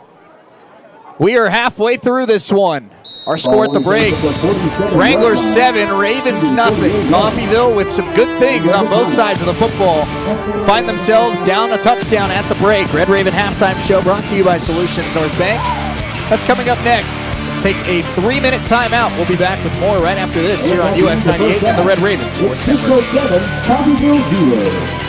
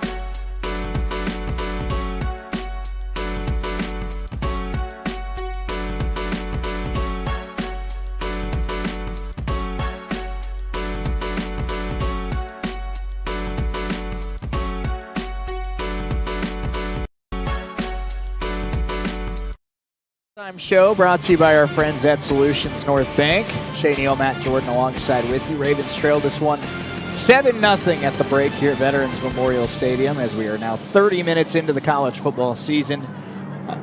And Matt, you dig into this, and we'll go over the numbers here in just a second, but I feel like all in all, pretty solid first half by the Ravens, but at the end of the day, the reason why Cisco's winning this football game is because the opportunities the Wranglers have had, they capitalized on one, and so far the Ravens have not been able to finish a drive. Yeah, they just bad mistakes for Coffeeville. Just sacks, giving up in the wrong times, penalties at the wrong times, big loss of yards at the wrong times. They've had some really good things, but they haven't been able to fully put it together. That probably has a lot to do with rust. First game, first half, trying to figure things out. But it's only a 7-point game. You get the ball to start the second half, and this game is very much still up for grabs. Anyone can take it at any moment. But right now, Cisco's winning this game because they've made less mistakes. No question about that. And here, before we get into the numbers and a more detailed look, the Ravens will be playing the second half without one of their key players on the defensive line. Jalen Atkins was ejected from this game for a targeting call late in the second quarter, and obviously, that's going to lead to guys like Santana Williams, the freshman, guys like Daniel Van, the sophomore out of Olathe, guys like as well Tyrick Matthews, some of these other depth pieces at defensive tackle and on that defensive line. They're going to have to step up because you're not going to have one of your best guys for the rest of the way. Yeah, I mean that's a big loss, and you're down someone on offense. Now you're down someone on defense, and the defense has played really well outside of a handful of plays that led to the touchdown. I like what I've seen, especially out of Williams, the corner. He's been all over the place. They've been a ball hawking defense. They've gotten the plays. They've closed in on catches, and they've limited the run really well. But yeah, you're going to be without someone. You're going to figure out who's going to fill those holes. Well, we'll start it off by the Ravens with 8 first downs in that first half. Cisco with 6. Ravens again. We talked about playing Coffeeville football, run the ball well, and play good defense. Ravens haven't run the ball as well as they'd like to. 18 carries for 39 yards total. But they have played good defense, holding the Wranglers to 11 carries for 10 total yards. A guy that has been a bright spot for the Raven offense, Jordan Louis, 5 carries, 50 yards in that first half. A couple runs of over 10 yards as well. Yeah, I think heading into the end of the first quarter, 3 carries for 30 yards. That's pretty good if I check that math there. There's that old SNL skit, Will Ferrell, I need more cowbell. Mm-hmm. More cowbell. Give me more cowbell. I need more Louis. Give me more Jordan Louis in that in the second half. 5 carries for 50 yards is not enough for me. I need more Louis in the second half, and I think if you can get him going, I think you're going to get this offense going, and you can tie this game up. I also think, we talk about Mac Armstrong is making his Red Raven debut today, starting at quarterback. Got off to a little bit of a slow start, Matt, but you started to see him get comfortable on those last couple drives. Beautiful 36-yard pass to Jaleel Boast on kind of a slot fade pattern. Hooked up with Chris Thomas twice on that last drive for 20 yards. Hit Anthony Johnson on a big third down. It seems like that Mac is getting into his rhythm passing the football. Now the offensive line has to give him time. Yeah, you just have to protect him now. He's taking some big shots. If you're the offensive line, you meet together as a group at the half. You go, all right, we got to protect our guy. He's made some plays. How can we help him make more plays and figure it out? And maybe the offensive coordinator helps with that as well. Maybe we get more quicker passes, more RPOs, things that get the ball out of his hands quicker so he isn't susceptible to those big hits. No doubt. It's been really, we talk about the Ravens and kudos to Cisco. I mean, something we talked about heading into this matchup is the Ravens are bigger in the trenches on both sides of the ball, the offensive and defensive line, than Cisco is. I'm not saying Cisco's small, but the Ravens are bigger. But especially on the defensive line, Cisco has really made an impact. The duo of Majai Mickles and Tylen Lewis in this first half, 7 tackles, 3 sacks, 4 tackles for loss. Ravens, I don't care if it's Waller, I don't care if it's Espinosa, I don't care if it's Daniel Davis, I don't care who it is. You got to find a way to keep those guys away from Mac Armstrong. Yeah, you got like I said, you got to protect your quarterback. And also, looking at Landon Vessel in this first half, Matt, 8 of 13 for the Cisco Wranglers, 82 yards. He's been sacked twice. We talked about it really at the end of the first quarter. I don't think much changed in the second to feel differently. The Ravens have done a really nice job, I think, of making him uncomfortable, speeding him up, not letting him sit in the pocket and make throws. But the Ravens have already also had 2 or 3 plays where they should have had him wrapped up and couldn't wrap him up in this second half. If you get a hand on Vessel, you got to find a way to get him to the ground. Yeah, we talked about it in the pregame, find ways to make him uncomfortable. They've done that in the first half. Early in the first half, he was getting away from it. A little later in the second half, where they started being able to wrap up, forcing those sacks, even forced him to cough up the football at one point. But when you do make the tackles, when you do make the big plays, no face masks. No face masks. No roughing the passer penalties. That's the stuff you got to limit because that's the stuff that loses you football games. And that's a big difference right now. Right now, for the Wranglers, they've run 25 plays for 92 yards. The Ravens have run 27 plays for 127. But where it really sticks out, Matt, 3 penalties for Cisco for 23 yards, 5 penalties for the Ravens for 45. And you mentioned one being a roughing the passer with a targeting, one being a face mask on a third down sack, and a couple really costly penalties, a false start on a 3rd and 5. It's been bad timed penalties for the Red Ravens. Yeah, that's been the big deal. It has been bad timed big penalties for Coffeeville that have been drive killers. That's what you got to avoid. Drive killers and drive extenders. I feel like they've done a pretty good job with avoiding the drive extenders. They've been hit with a couple bad defensive penalties, but the drive killers have gotten them more, and the offense has got to get something going. But you know what we talk about a lot with this Red Ravens team is sometimes the defense just goes out there and they score the touchdown. Maybe that's what we need to get things going here this afternoon. We will, though, see the offense to start things off in the second half. Yeah, we will, and obviously let's talk about this Raven defense here before here on the Solutions North Bank Red Raven halftime show. And a guy that Coach Dobler said on Wednesday that we were going to say his name quite a bit, and he's lived up to the hype in this first half, Matt. Antonio Sandal Bascom had an offsides call early in the game, and I had joked and said that the first time we called his name wasn't for the reason we wanted to call his name, but since then, 4 tackles, 1.5 tackles for loss. He's been the Ravens' best defensive lineman, not named Cam Cyprian. Yeah, and you had to, who was going to step up around Cyprian. We've seen that so far. I don't have too many complaints about the defense. Outside of a couple of bad penalties, the defense, I feel like, has not been the rusty part of this team. It's been the offense. And again, I said it in the pregame, I always trust a Nick Dobler defense, and nothing has changed in this one. When their backs have been against the wall, they've gotten stops. They're literally 2 plays away from this game being 0-0. I completely agree. And last thing here before we take our first break of the halftime, and you see Aiden Burgess out there putting kicks. He just put a 57-yarder through right there. It's a little different when there's guys running at you, but you see the leg that we're talking about with Nick Dobler and liking this guy here as the kicker for the Red Ravens. He missed a 47-yarder earlier in the half, but we talked about, Coach Dobler said in the summer, and he backed it up again in fall camp, safeties were going to lead this team. Obviously, we haven't even really said Jack Lanning's name much today, the returning sophomore, but the trio of Taylor Klein, who takes over for Jaden Shepard at Star. He had 3 tackles in that first half. Damari Williams was outstanding. He played a little bit of nickel corner, played a little bit of free safety. He made some big tackles, especially on 3rd down. And Bobby Deal with the half sack. He's made a couple tackles for loss. Really like what I've seen from the Ravens secondary. I've also really liked what I've seen from Chad Walker. Secondary looks like it'll be a strength again for Coffeeville. Yeah, I'm not. Again, I can't express how much confidence I have in the defense, all levels. I trust the corners, the safeties, the linebackers, the defensive line. I've never at any point this offseason was I worried that we weren't going to see. And to be honest, like I keep saying that, they've exceeded my expectations. Some of the guys that have come in that we weren't sure about, the way they've stepped up in this game, it's been fun to watch, and I can't wait to see them in the second half and the rest of the season. Absolutely. Ravens down 7-0 at the break. Mac Armstrong and the Raven offense, they've shown some glimpses of getting going, but still looking for that first touchdown drive of the year. They will get the football to start the second half. Let's take a 3-minute timeout. We'll have more, including some scores from around the JUCO landscape when we come back here on US 98 and the Red Raven Sports Network. We're back in 3 minutes.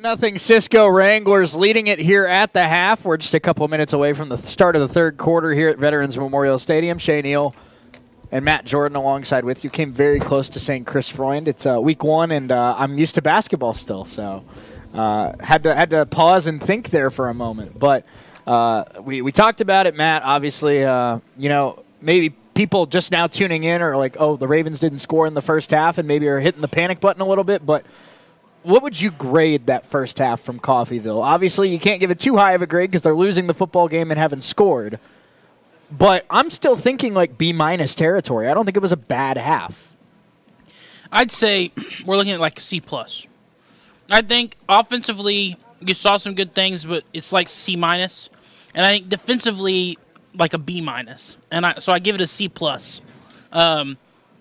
There's definitely room for improvement. I think a lot of it is just first game rust, and if they shake that off for the second half, I know I like their chances. Like I said, it's just 7-0. It doesn't right, one score game. It hasn't felt like we haven't seen a single play in this game where it feels like Cisco is a step ahead of Coffeeville. No, I've not felt out of this game at all. No. I completely agree. The most nervous I got was after we muffed a punt and then gave it right back to them inside the 30, and then they went 3 and out. Mm-hmm. And so. Even those moments where you're like, oh, no, this game could become a two-score game, the defense stepped up, and I will believe in that defense until they give me a reason not to. And I still may believe in them. That's right. Butler and I shouldn't say Butler. Butler's, I believe, on a bye week this week. But yes. Independence plays NEO, and Garden City plays Navarro, both of those games tonight. But Hutchinson currently in action against New Mexico Military, and the Blue Dragons, Chris, there you go, you did it. Matt, the Blue Dragons, they look like the defending national champions early this year. Yeah, they're up 27-0 at halftime against New Mexico Military at New Mexico Military. So 27-0 there. Big lead for them. It seems like it always works out this way when these two match up in the regular season every year, but we're going to have it again next week. Number 1 Hutch, number 2 Iowa Western going head-to-head. That's always a fun matchup. And the fact that it's like the third week of the season, like the third game for those two teams, is kind of incredible. That early, them two going head-to-head, and they may say each other again down the road. There's a good chance that they will. And that's tone setter for the rest of the season for either one of those two teams. You're going to feel good about it no matter. And, it'll be interesting to see how things play out next week between those two. Ravens see both of those teams in the month of October. They see Iowa Western on October 4th. Unfortunately, you're not going to be able to be here for that game. You'll be in up in Olathe, right? Yep. For the NATO taking on Christ Prep Academy. Yep, 1 o'clock. Both those games are 1 o'clock. I will be able to say Chris that day. That yes, will be Chris Freund will join us for that one. And then you'll be correct if you say Chris. A little bit later in the month of October, the Ravens head to Hutchinson for a Saturday night game at Gowan Stadium. And we got I will not miss that one. We got 6-7 games before then, Matt, but I'm already excited for that one. Yeah, the most hospitable place in all of the Jayhawk. I'd argue maybe in all of JUCO. Yeah, I haven't been to some of the other places, but love going to Hutch. Love the setup there. I of course love being at home, but when I go on the road, Hutch is the best place I want to go. Mac Armstrong, he's loosening up down there on the field, and he's looking like he's got a pretty tight spiral. Looks like he's all right to stay in this game, Matt. He looks like he's good to go. So the Raven offense will get the football. We got second half action coming up right after this. Don't go anywhere. 7-0 Cisco, our score. This has been the Solutions North Bank Red Raven halftime show. Second half gets started. We're back in 90 seconds on US 98 and the Red Raven Sports Network.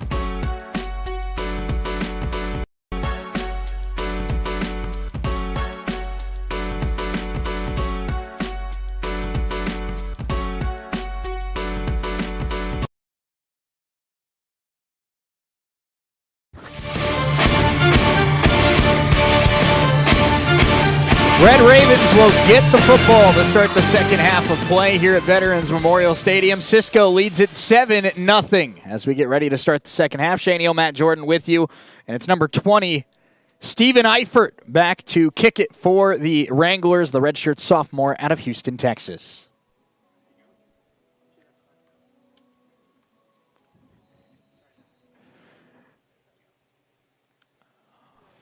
I'm having technical difficulties over here. We got a hand in the air. Here we go. Third quarter underway. This one returnable at about the 9-yard line. Ravens take it across the 20, across the 25, bouncing off the first hit. And a solid return out across the 30 to about the 31-yard line where about 6 bodies end up wrestling on the sideline. First return we've seen this afternoon.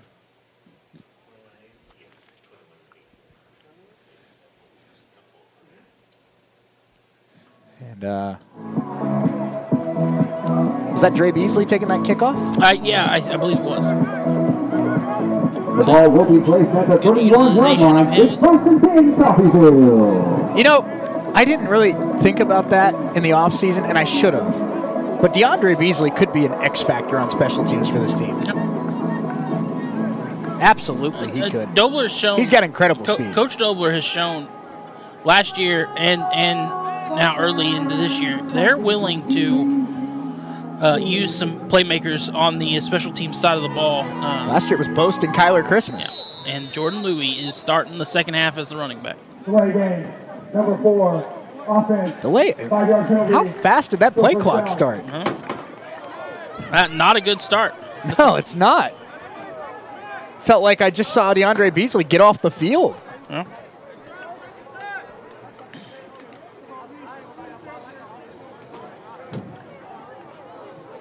So that'll back him up. He gets 1st and 15 to start. Louis is the running back to the left of Mac Armstrong. Jaleel Boast in motion.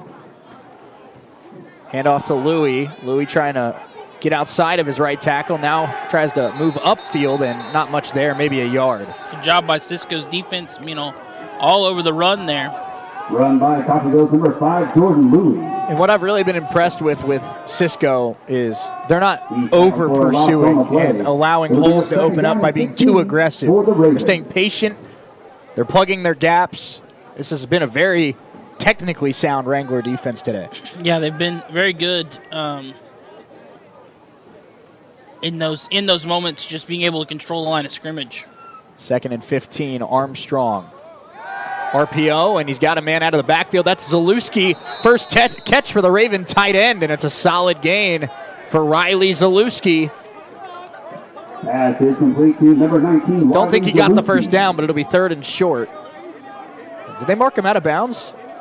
They Way must earlier. have. Yeah, they're only giving him a 6-yard catch. Ball was placed at the 32 3rd and 9. I thought he got closer to about a 10, 11-yard gain. Yeah, I thought he did too.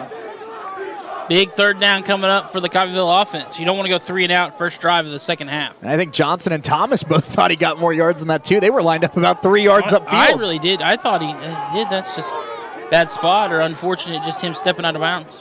Zalewski in motion again, 3rd and 9. Armstrong rolling left. Throw on the run, and he hooks up with Boast. And Jaleel into Wrangler territory to the 45-yard line. That is a really impressive run and throw by Mac Armstrong, running to his left, off balance, and he hooks up with a perfect floater to Jaleel Boast. Right over the corner's hand. And who do you look for on the biggest play of the second half so far? Well, that's the guy you trust the most in Jaleel Boast. First down, Ravens into Cisco territory. They're at the 46-yard line. Mac Armstrong, maybe his most impressive throw as a Raven, hooking up with their top receiver. Boast in motion again. Hand off to Louis. Louis bouncing outside. Stiff arm, Jordan Louis. That's about as impressive of a 2-yard run as you'll see, and a flag comes in late. Another Red Raven player with their helmet off. That's Daniel Davis, the freshman left tackle. Flags are down on the play. Davis has to come out now that his helmet was ripped off, unless it's a penalty on Cisco. And it looks like he will be able to stay in because it's a penalty on Cisco. That's the rule, Matt. If your helmet comes off, unless there's a penalty, you have to come out of the game. Yep. And he started coming off, but then I think Dobler was like, it's on them, stay out. Yeah, you don't have to come off if your helmet is forcibly taken off your head. That was, again, lost in the helmet coming off. Jordan Louis, that was a gnarly stiff arm. Yeah, even the runs that don't go anywhere, he make look impressive. Oh, my goodness. That could have been an easy 2-3 yard loss, and he turned it into a 1 yard gain, and then now we're waiting on the penalty. That was almost like a Falcone punch right there, you know? And now the officials conversing, and looks like we're ready to make the announcement.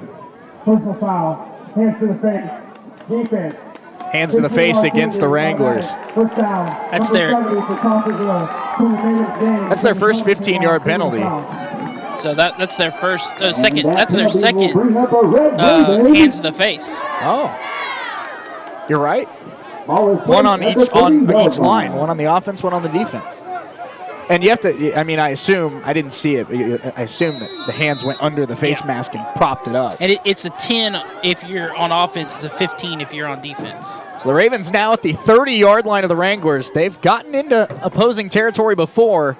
Can they finish off a drive here to start the second half? Zalewski in motion. Robinson the tailback. Boast now works right. Armstrong, 3 wide receivers to his right. Handoff Robinson, follows Zalewski. Robinson with a big pop into the red zone. First down Ravens. Riley Zalewski, the former quarterback, the lead blocker, and he opens a hole for Steve Robinson. Great run. This has been one of those moments where they've done something negative to set them back and cause the end of some momentum on their drive, but great run by Robinson. It's the first time they've been inside the 20. Ravens in the red zone. Zalewski again in motion. A lot of pre-snap movement, like you said earlier, Matt. Ravens really trying to just confuse personnel on the defensive side of the football. Armstrong in the shotgun. Another RPO. This one over the middle. Caught by Thomas. Chris Thomas is in. Touchdown, Ravens. Chris Thomas with a sensational catch, and he dives for the goal line. Mac Armstrong has a touchdown pass, and the Ravens an extra point away from tying it up. That ball came out late, but it crossed the line. It crossed the end zone line, so it doesn't matter. And that's a great first touchdown for Mac Armstrong, and a great first touchdown to start the season. And that is how you respond, Matt, to a disappointing first half offensively where you had opportunities, you couldn't convert. You take advantage of a key penalty from the Cisco defense. Boast with a big play, Robinson with a big play, Chris Thomas with the touchdown. And are they going to check to see if he came down early? Now, the ball came out. He said, I reached it. You can see him arguing. He said, hey, I reached it. I reached it over. Cisco led by second-year head coach Charlie Rizzio. That's who's having the conversation with the officials. Mac Armstrong, he's out there like, are we ready to kick the extra point? Or? And Mac's almost all the way to the Cisco sideline. I think Mac's trying to have a little words with the Cisco sideline. And you don't see this as much as you used to, Matt, in college football. Mac Armstrong, the starting quarterback and the holder for Aiden Burgess. Oh, yeah, that is interesting. You don't see that too often. It's now punters most of the time. So it looks like, are we going to take a look at this? Cisco challenging, maybe? It's a scoring play, so they would have the ability to review it. And Cisco is challenging, ruling on the field of a touchdown. The previous play. So we're going to have two things that we're looking at here. We're going to look to see if he got into the end zone before the knee was down. And I'm sure they're also going to check to make sure it wasn't a fumble. Yeah. Which I think, we'll take a look at it ourselves. But based on what we've seen, it looks like it's a touchdown. I think so. Initial looks it is a touchdown. If it's not a touchdown, I don't think it's a fumble, because if his knee is down before the ball crosses the plane. So in theory, this is either a touchdown or the Ravens have the ball at like the 1 yard line. It's a nice catch by Chris. Yeah, and a great effort too. I think he's in. I think it's a touchdown. It's a bad angle for us. I don't know what all angles they'll have on replay. I've learned to never assume what the officials are thinking down there. Right. But it looks like a touchdown to me. You are correct there. Every time I thought something, I've been wrong. Listen. So Nick Dobler proved to me earlier this week just how stupid assuming is sometimes.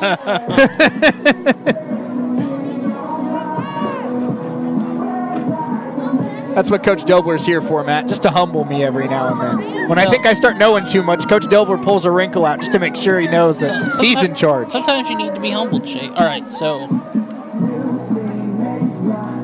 Our comments on YouTube are on RSN are saying touchdown as well. Yeah. I'm with the comments.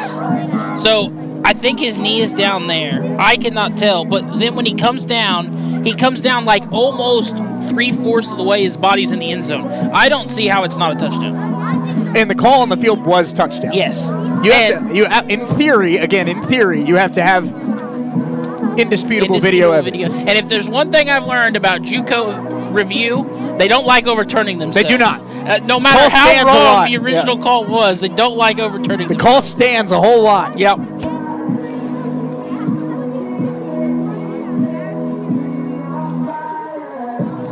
While we wait, down there on the sideline, one of the guys I see there for the Ravens, number 25, Christian McDonald, who had a pick 6 in the Shrine Bowl earlier this summer, playing for Maize South. So I know Coach Dobler was very excited to get Christian in the DB room, and I'm sure there will be a point at some point this season that we probably see him on the field. DB room, it's the wide receiver room of the defense, Matt. We're going to see a dozen of them throughout the course of the year. Yeah, and they'll all be really good at something in their own right. Yep. Just so many different things. I mean, just looking at the receivers in this game, we've seen Boast, we've seen Thomas, we've seen Gage Meese, we've seen as well as, Anthony Johnson. We've seen it's already been a handful of guys for the Ravens that maybe, I don't know if we expected guys like Meese and on the first play of the game, Michael Ken and Cam Hunter. We've seen probably 8-9 receivers in this game already for Coffeeville. Yeah, I mean they like that though. It's the same thing with running backs. We've seen 3 here tonight, but we'll probably see 6 on the season, if not more. I will say I'm a little surprised, and I don't have the official injury report in front of me, so I don't know. Maybe there was a nagging thing going on. A little surprised we haven't seen C.J. Williams yet today at running back. Louis and Robinson have been great, but usually the Ravens like to have a stable of 3. And we expected C.J. Williams to be that RB3, at least at the start of the year. Very nice. Is that you, Andrew? No, that's not Andrew. It's upheld. Touchdown, Ravens. They played the Jeopardy waiting music. That was phenomenal. I thought it was Andrew. I was about to give Andrew credit. Big props to whoever did that here in the stadium. Maybe that might have been. This is speculation. That might have been Dirk. I think Dirk is in charge of the playlist. It might have been. It was Dirk. We just got confirmation. That's Dirk Andrews. Yeah. This is why he is the MVP of Coffeeville Community College. Things like that. Well, look away from TVs, Oklahoma State fans. It took 40 seconds for Oregon to score a touchdown. Ooh. That game's going to get ugly for the Cowboys. Especially because they're down their starting quarterback. Yeah. Extra point here from Burgess. This to tie the game. Snap, hold by Armstrong. The kick is up, and it's good. Mac Armstrong's first touchdown as a Red Raven. He hooks up with Chris Thomas for a 19-yard score.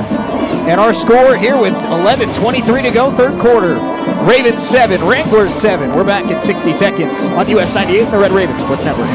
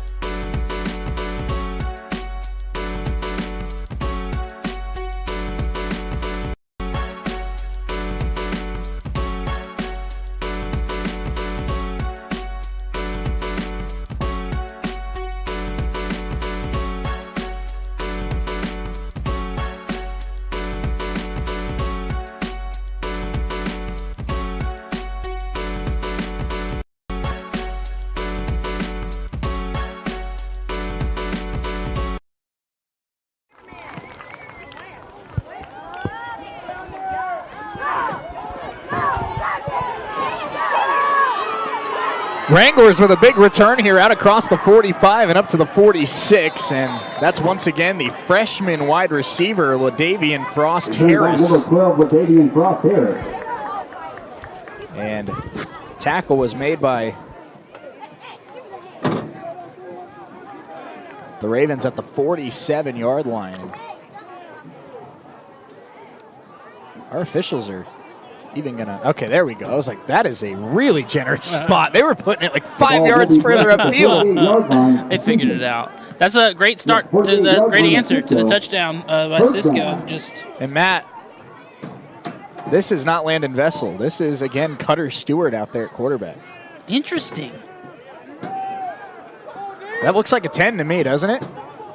It's not Vessel. And he's taking a shot deep on the first play, and flags come in. Yes, his pass interference or holding. That's from number 10, Cutter Stewart. In coverage was the freshman Ellis Johnson on Isaiah King. But there are flags on the play. And that's one of those plays, Matt. It is pass interference, but he was going to get beat over the top if he didn't grab. So it's the lesser of two evils.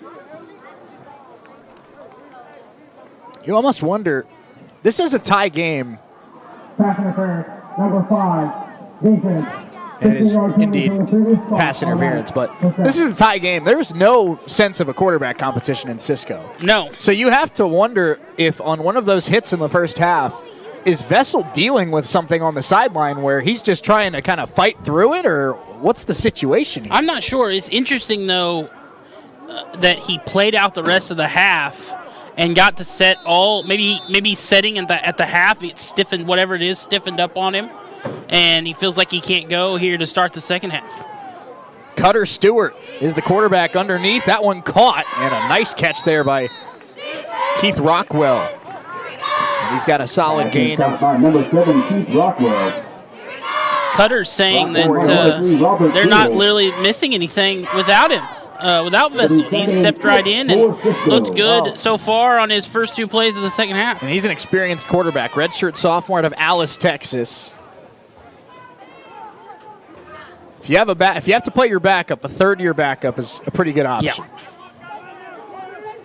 10:30 to go, third quarter. Tie game at 7. Cisco on the move. And another quick screen. This one caught by Rockwell again. Rockwell with a first down inside the 30 near the 25-yard line, where he's pushed out by Damari Williams. In the first quarter, Matt, we saw Isaiah King early, but ever since then, Keith Rockwell's been their best weapon. Yeah, and Rockwell's been bring up a first down for Cisco. A little bit better at running the football as well. He's also done a really good job of on the pass catching.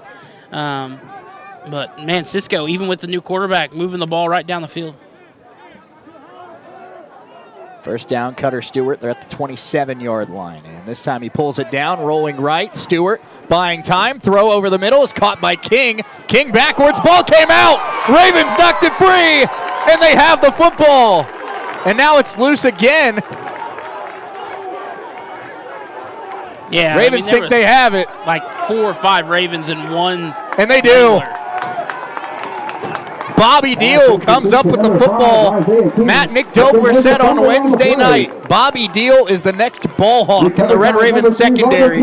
There, he went out, he got the football. Yeah, great job knocking it free. And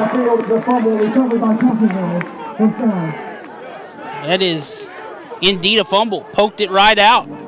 Did you see who knocked it out? 11. That's A.J. Bracey forcing the fumble. Bobby Deal falls on top of it.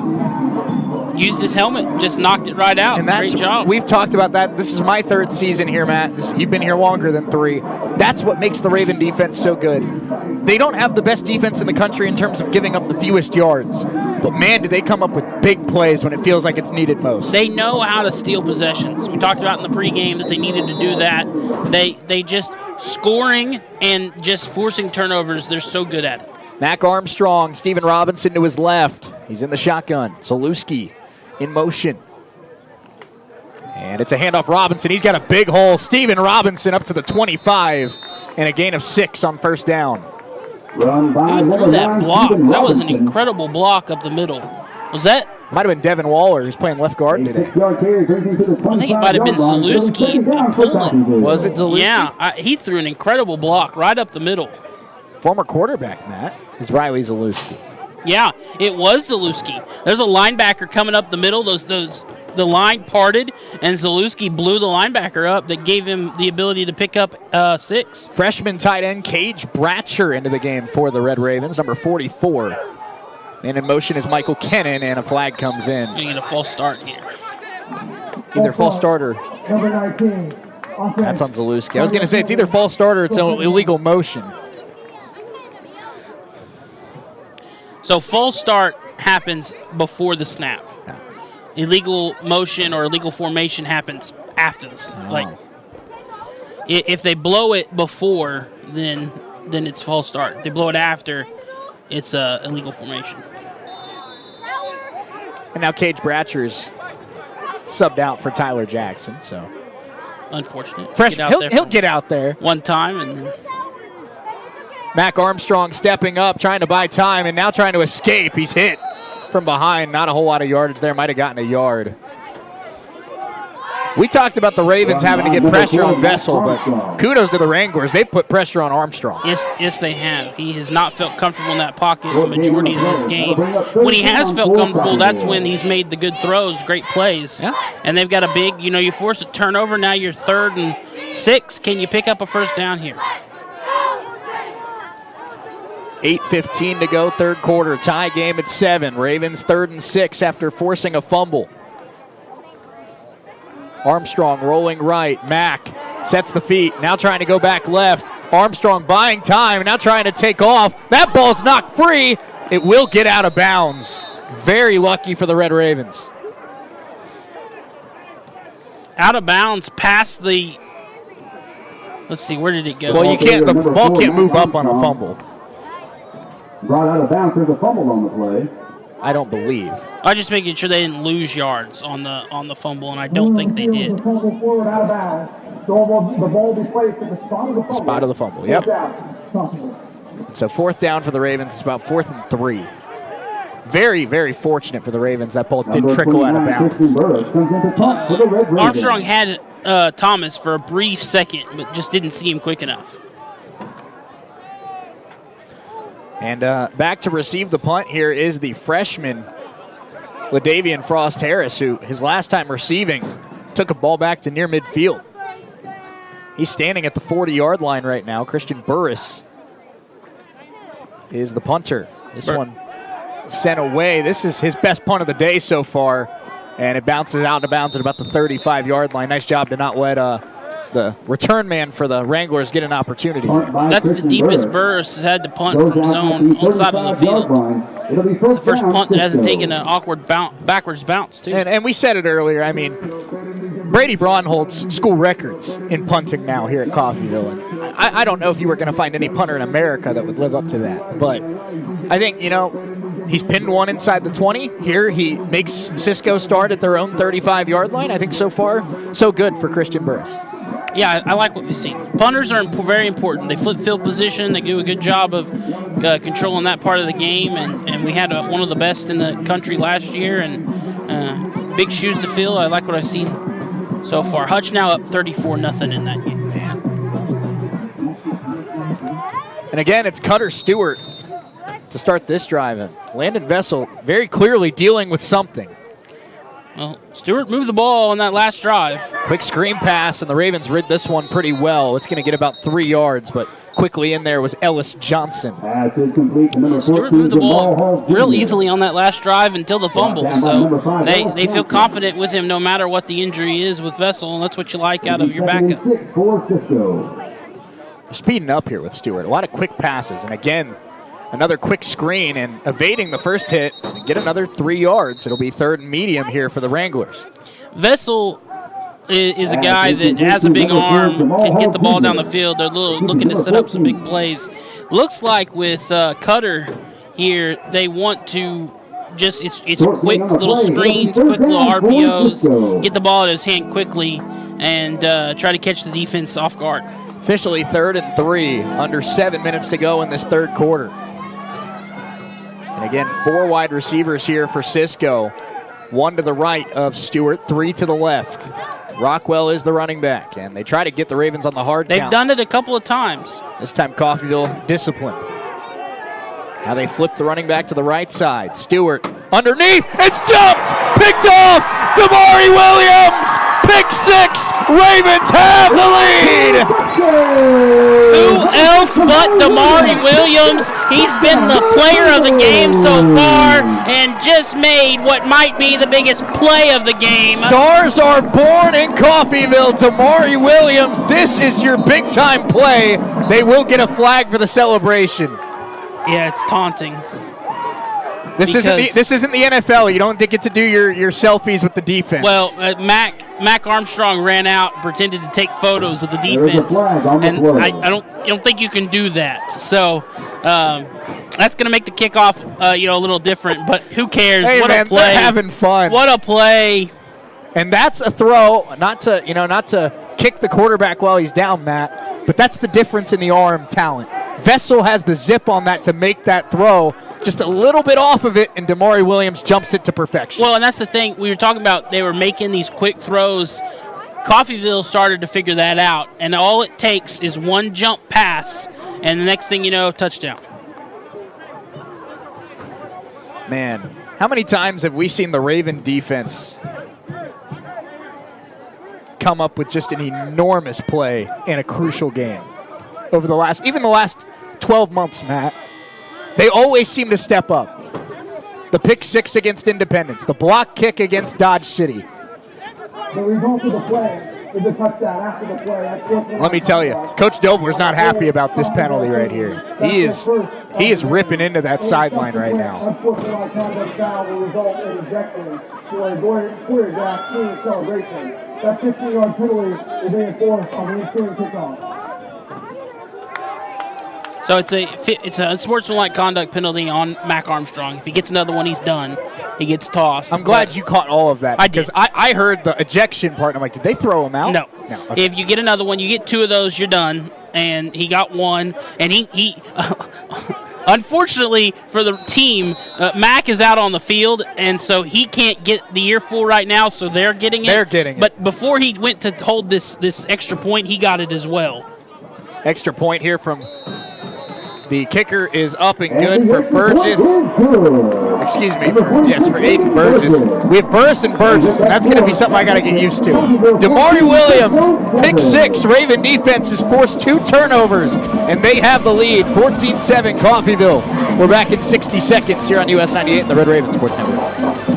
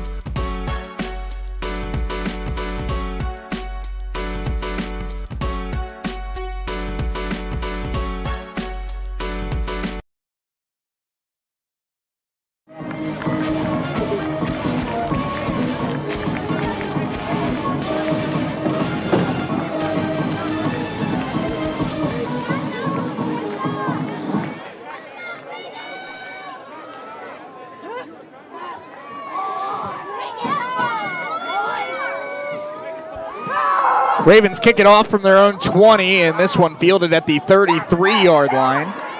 And the Raven defense able to limit the return. They'll tackle him at the 43. Weird kickoff.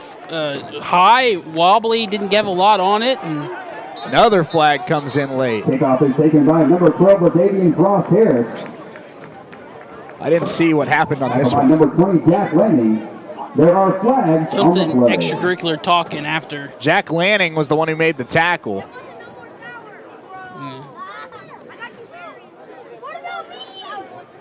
It looks like it's going to be on Coffeeville again because they're talking to Coach Dobler.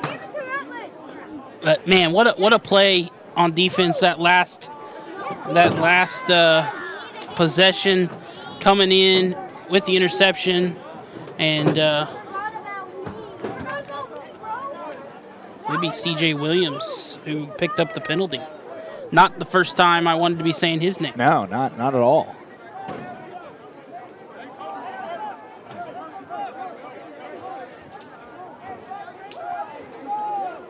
But that's the thing when you're running an offense like that, and because you don't have a chance to make reads throwing the ball quickly like that. You know who you're going to, and you go to them immediately.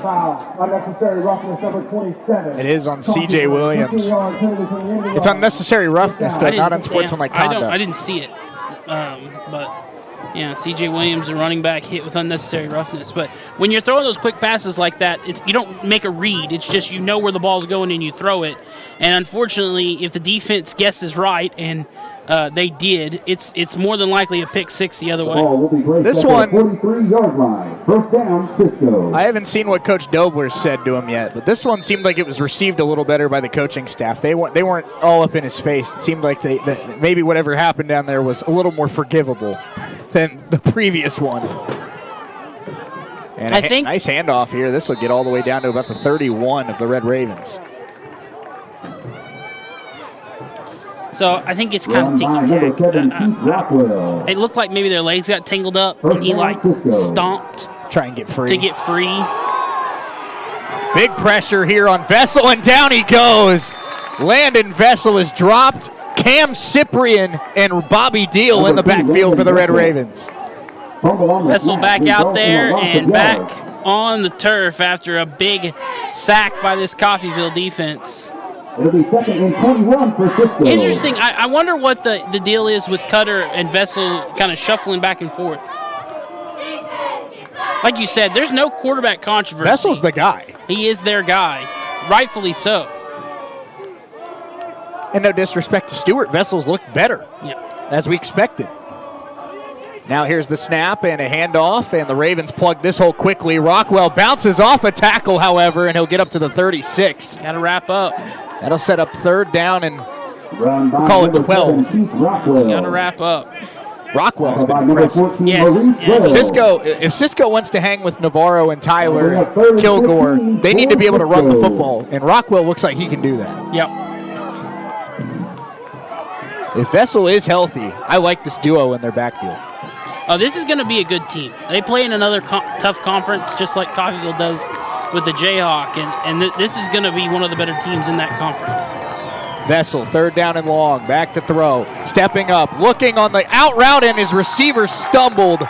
He might have had a shot to play the football there to Jamal Hall Jr., but he stumbled on his break, and the corner, Ellis Johnson, catches a break there because Hall was going to have a chance at that football. Yeah, Hall's their top returning receiver as well, had 450 yards last year for Cisco. Had he been able to plant that feet and come back to the ball, I think he might have had a sideline catch, but yeah, just wasn't able to make something happen there. Ravens have really swung momentum here in this third quarter. 14 unanswered in the second half. Touchdown drive, force a fumble, and then get the pick six, and now we'll try to come home here on the punt and get it away. This one will bounce and go out of bounds at the 2. What a punt. Wow. That's what I mean. Punting is so critical to the game of football and so vastly overlooked. That punt by the punter right there, number 39, Kyle Provost, the freshman out of Houston, just a huge punt that now pins Coffeeville deep on their own side of the field. Wow, that was impressive. We saw the Cisco punter out here at halftime as well, and some of the hang time he was getting on some of these kicks was ridiculous. It was the spin and the bounce that just it's like he told that ball to go out of bounds at the 2. Mind control. Yeah, I thought it was headed right for the end zone. They mark it at the 2. Mac Armstrong standing in the end zone. Jordan Louie is once again his running back.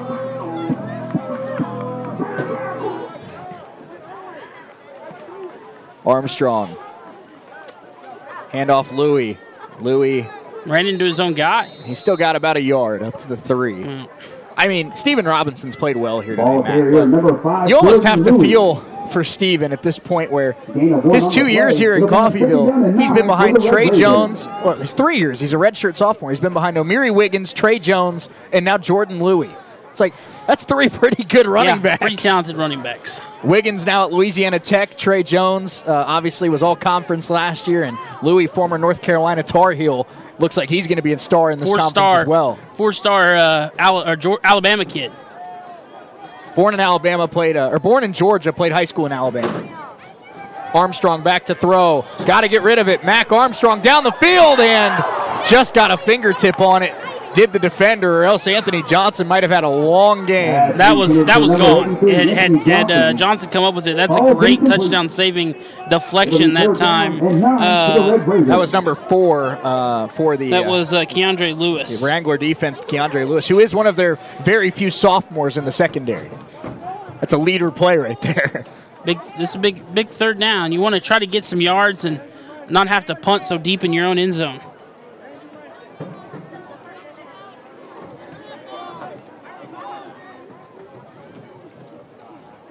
Armstrong with Louie to his left. 4 wide receivers on the play.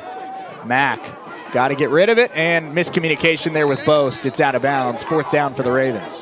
So nice job by Cisco, flipping field position, and the defense gets a quick stop. I think that slipped out of his hands. That came out kind of awkwardly.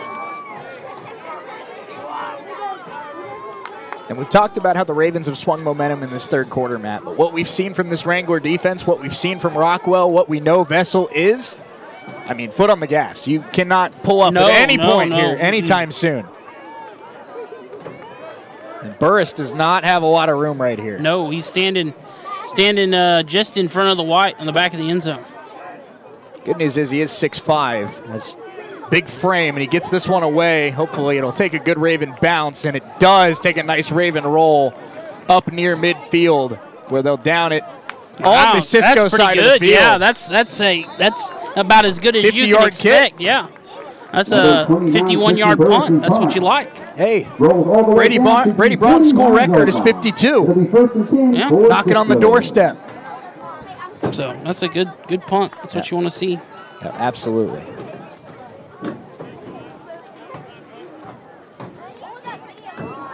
And I think back to the Raven game against Butler last year where Brady Braun pinned the Grizzlies on their own 1. Ravens ended up getting a safety, won that game by 1 point. Cisco tried to do something very similar right there. Obviously, you would have liked that drive to have gone differently, especially with what we saw from Anthony Johnson on that route, but kudos to the Ravens for not giving up any points. Yep. Vessel in the pistol. First down for the Wranglers. Down a touchdown. Handoff Rockwell. He gets around the first defender, and he's got about 2 yards just across midfield. Run by number 7. Got some young fans outside the window here. Yep, and they're waving at us. Down by number 41, Jaheim Johnson. Careful, Matt. They might take your job. Yeah. It'll be second down and 9 They'd have to work with you, though. Yeah, that's true. Not too many people. Nobody wants that. Not too many people can do that, so.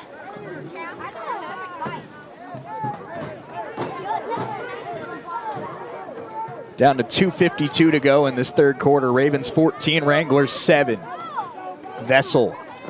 Shotgun snap. 2nd and 9. High snap and hands it off again. Rockwell only about a yard again. It's going to be 3rd and long coming up for the Wranglers. I do think, even though Vessel's in this game, Matt, this is speculation. I do think there's something wrong with his shoulder or arm. Because we have noticed even when he's out there, they are way more conservative than they were earlier in this football game. Yeah. This is a big third down. This 3rd and 8. He's going to have to make a throw here. We'll see what they draw up.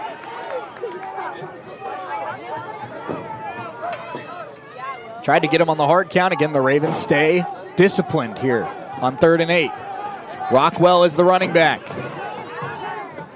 3 wide receivers here for the Cisco Wranglers. Vessel rolling right. Pressure coming from Cyprian. A throw on the run. He got him. That was Deontay Standifer who put the hit on Vessel, but he completes it to Isaiah King.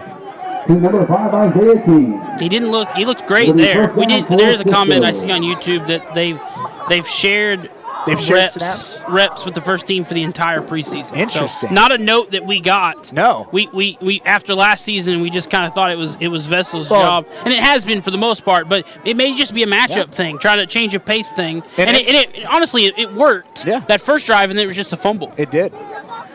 Vessel here on first down. They run a stack formation. It's a quick screen, pass behind the receiver, and a big hit. That was Bobby Deal, upending King.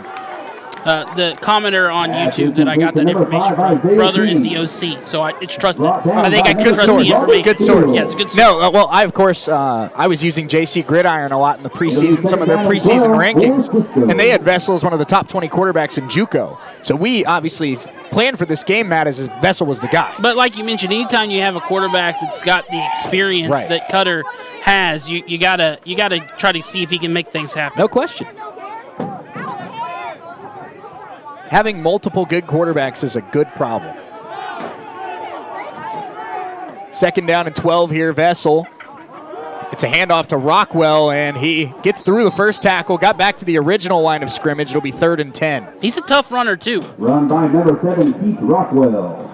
He's a strong guy, for Brought down sure. by number 8, Deontay Listed as a 5'8", 195. He runs like 5'8", 225. Jordan Louis is 220. And he's Rockwell looks like he's 220. Vessel rolling left, pressure comes.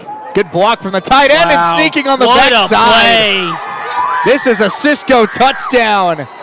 A great block from the tight end, Brock Bout, gave Vessel the time, and Rockwell sneaks down the sideline for a touchdown. That was a great drawn-up play. That tight end was wide open, just leaked out, just snuck right out and looked back. Vessel found him wide open.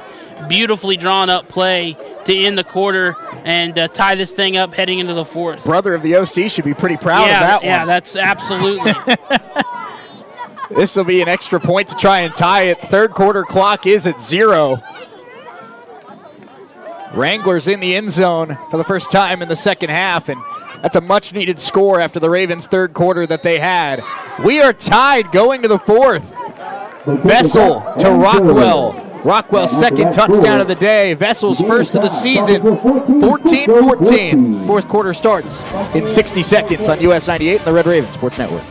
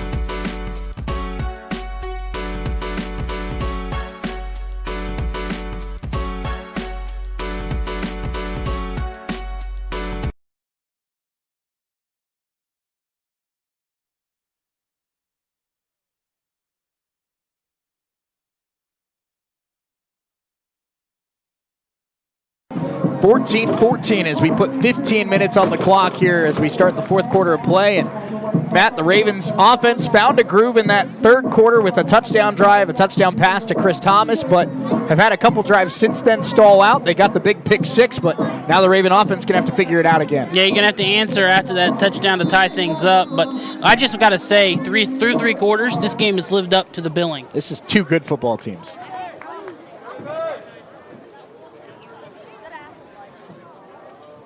Kick here is a low line drive, and that's going to bounce off of the Raven return man, and it's going to back up the Ravens. That was a that's tough. Tough play to read.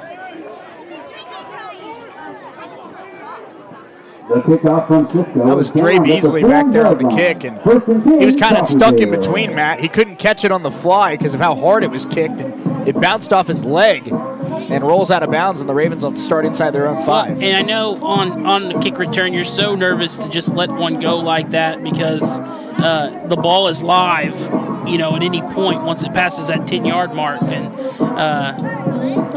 you let one of those go and it doesn't roll into the end zone or it doesn't roll out of bounds, and the next thing you know, it's a turnover anyway. So just unfortunate set of bounces there for Coffeeville. Ravens will have to go 96 yards to reach the end zone. 15 on the play clock as the Ravens walk up to the line of scrimmage. Cage Bratcher's out there at tight end. Man in motion, Jaleel Boast. Pressure shown by the Wranglers. RPO and a quick catch. Boast breaks a tackle, and he's out to the 14. Nice gain of 9 to start the drive. Pass is complete for Mac Armstrong. To number 1, Cisco thought run, and they went with the little RPO, found the wide open Boast, fooled the defense, and picked up a nice little 9-yard gain. Mac Armstrong's getting confident, you can tell, as this game goes on. They gave him the first, so first down, 10-yard gain. First down, Ravens at the 14-yard line. Armstrong, 4 wide receivers. Handoff this time to Robinson, not much. Is able to fall forward, and they'll give him 2. Cisco's defensive line has done a good job controlling the line of scrimmage, really limiting the run game outside of a couple of big Jordan Louis runs. Outside of that, they've done a good job of suffocating, running the football. I will say the quicker passes I like seeing from Armstrong, or these runs designed to get him out of the pocket kind of passes that they've drawn up. I think with the way that he's being pressured in that first half, it's kind of the way to go. Second down and 8 here for the Red Ravens at the 16-yard line. 13:52 to go. Mac Armstrong. Another handoff, Robinson. Robinson follows his blockers and gets up near the 20-yard line. It'll be third down and about 5 for the Red Ravens. It's interesting to see how different Louis and Robinson run the football. Robinson, the moment he gets it, he's going as fast as he possibly can. He hits the holes with a lot of speed, tries to get down low underneath the line, the offensive line, and pop through some holes. Whereas Jordan Louis is very patient. He's waiting for a hole to open up. So interesting to see how different they are running the football. And I think that's why they could be a special duo, Matt. They're so different. Thunder and lightning. Yeah. Man in motion is Bratcher. Third down and 5. Armstrong rolling left, trying to buy time. Throw on the run. Boast has got it. Boast breaks a tackle. Boast breaks a second tackle. Flag comes in late. Boast is up to the 40. It's going to be a blindside block that's going to bring this one back a little bit. That's going to be on Robinson. But was it after the first down was already achieved? That's the question. It was. Yeah, so. Came late. But again, need a big play on a third down. Who you go to? I've been impressed with not just Mac Armstrong's elusiveness to get out of the pocket. His throws on the run have been really good today. Yeah, he throws really well on the run. A lot of zip when he's moving. This is legal block in the back. Number 9, offense. 10-yard penalty from the start of the foul. That still results in the first down. All right, so first down and 20. The drive is extended. Well, it should be first and 10. It's just going to be I see. 10 yards back from where they originally got it. So really, at the end of the day, you get 5 yards and move the chains. Yeah. You just lose. You lost some of the big yards that Boast picked up. Man in motion here, and again they go to Boast out in the flat. Johnson tried to give him a block. There wasn't much there. Jaleel will turn it into about a 4 or 5 yard gain. I think we're going to see this a lot this year, Matt. Tie game, fourth quarter, need to move the football, and they're looking at 1 almost every single play. As they should. Boast, the one you trust most. It'll be second down and 5. We making t-shirts out of that? I think we need to.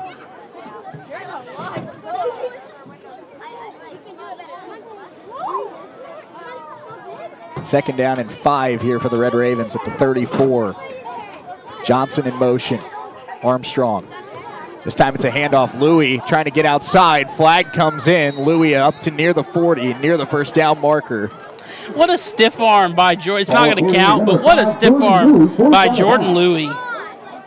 And I think the guy stiff arm shaking up.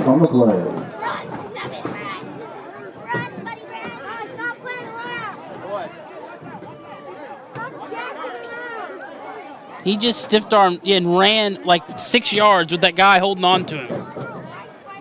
We got an injured timeout here, and it is the one that tackled Louis. I'd be injured after trying to tackle him too, to be honest with you. Waiting to see what the penalty is. While they attend to the injured player, let's take a quick 30-second timeout. We'll be right back here on US 98 and the Red Raven Sports Network.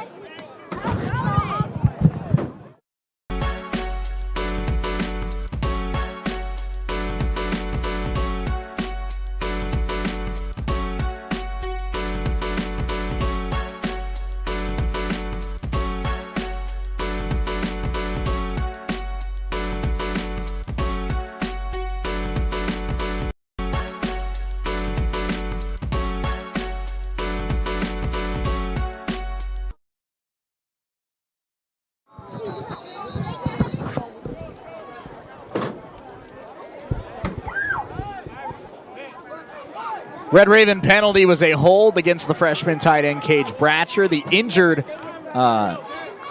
Cisco Wrangler is a notable one.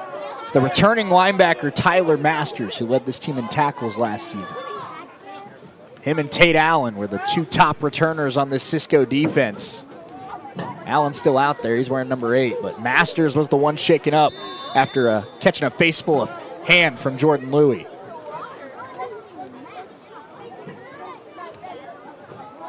Handoff here, and Louis, what a juke. He's tripped up at the 30, where it'll be 3rd down and 9 for the Red Ravens. The big 3rd down here in this 4th quarter. They've looked at both the last 2 3rd downs. Will they look at him again here? 11 and a half to go. And you also have to, if you're Mac Armstrong, Matt, you keep it in the back of your mind that if Cisco tries to double team Boast here because they know you're looking his way, you have guys like Chris Thomas, you have guys like Anthony Johnson that are capable in one-on-one situations as well.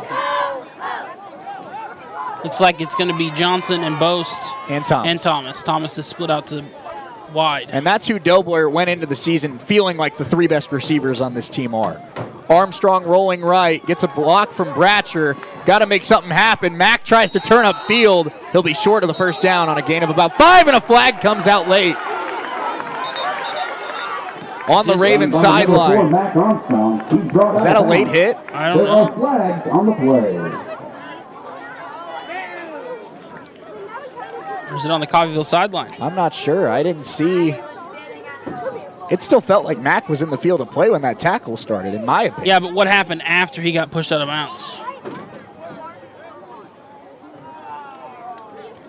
That's true. Did he land on top of him? I didn't think about that. And push him back down. He was thrown down pretty hard out of bounds. After the play, personal foul, unnecessary roughness, number 8. That's big. That is a big. We talk about. And that's on the captain of their defense, Tate Allen. That's a big penalty. I talked about it at halftime. Drive killers and drive extenders. That's a drive extender for Coffeeville. And on the Raven touchdown earlier in this half, Matt, it was because of an illegal hands to the face penalty against Cisco. The ball will be placed at the 49-yard line. So now the Ravens have the ball right at about midfield. The 48, now 49. There you go. Ball spotters are easing their way into the year. It's week 1 for everyone. That's right. Got to knock some rust off in all departments. Ravens are starting to move this football, and the clock continues to wind. 11:05 to go. Mac Armstrong sends Bratcher in motion. Toss left to Louis. Louis tries to get a full head of steam and takes 3 Wranglers to wrestle him down. He's got a gain of 3. Ball carrier number 5, Steven Robinson once again. I think that's going to be some notes that Garden City and Butler take pretty early. Is when you see 5 back there, bring 3. Yeah. Don't bring 1. It's not going to go well.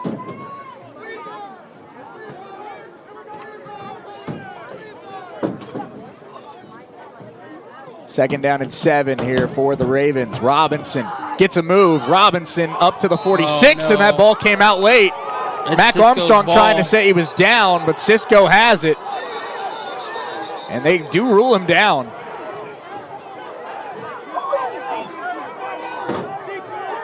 That's a big break for the Ravens.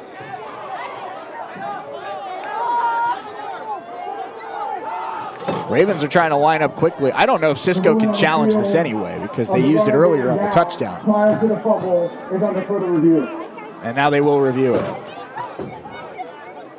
I can't tell on that replay.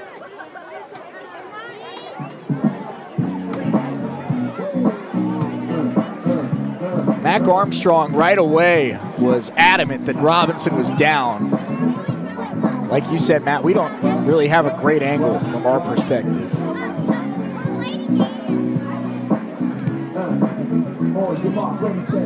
Can't tell there.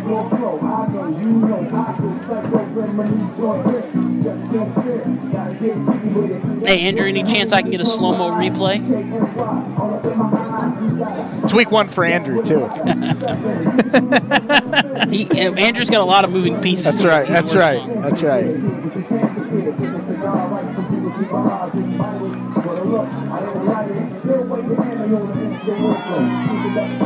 It's Tate Allen in there. Looks like maybe the elbow's down. I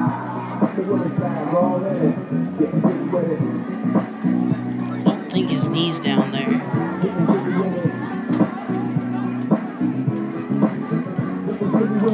I can't tell.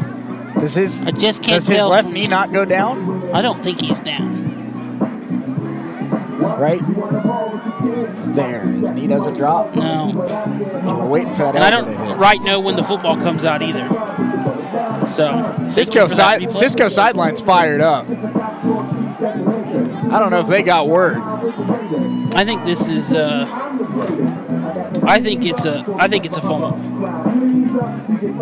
Unless but I can't see knees. They're blocked. Yeah. It is a fumble. The runner fumbled the ball prior to being down, followed by an immediate recovery of the defense. First down, Cisco. Yeah, Wow. I thought so. I just don't know. I'm not sure how they were able to challenge that.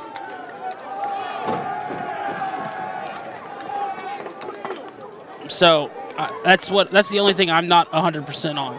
Unless rule change and I didn't realize it, you get 2 challenges now. I know in the NFL you get 2 challenges. But I wasn't sure in JUCO you did. So they'll take over at the 46, and again, here we go back to Cutter Stewart, Matt. They like it's just change pace. I think that's what they got. 2 really talented guys, and they're just trying to find something to change some pace a little bit. Rockwell in motion. It's a keeper for Stewart, and he's not going to get much. Might have gotten back to the line of scrimmage. Stewart does look a little bit more mobile than Vessel. Run up the middle by number 10. Vessel's not a mobile guy. In all of Vessel's snaps last season, his longest run was 9 yards. Yeah. At the end of the day, the officials made the right call on the review. I'm still just not sure how we were able to review it. Second down and 10 after a no gain on the first down play. 9:25 to go. Stewart. Handoff Rockwell. He's got a big hole. Rockwell makes a man miss. And Standifer able to wrestle him down, or else that was going to be his 3rd touchdown of the day. That was a good fake keeper. The entire defense thought, oh, whoa. Down at the 40-yard line. It'll be first down for Cisco. A Coffeeville defender hit the deck late. That's Leon Ellis Johnson, I apologize. And he was trying to say that Xavier Brown pushed him. Yeah. No call, though. But the Coffeeville defense thought that was kept by Cutter, and he did not have it. So first down Wranglers at the 40 of the Red Ravens. Free and pre-snap movement. And it looks like this one may go against the Wrangler offensive line.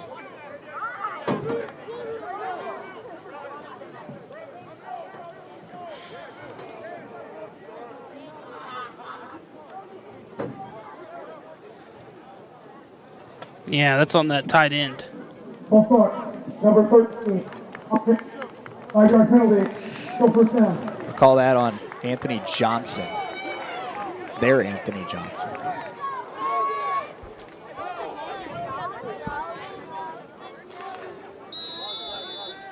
So now it's at the 45-yard line, 1st and 15.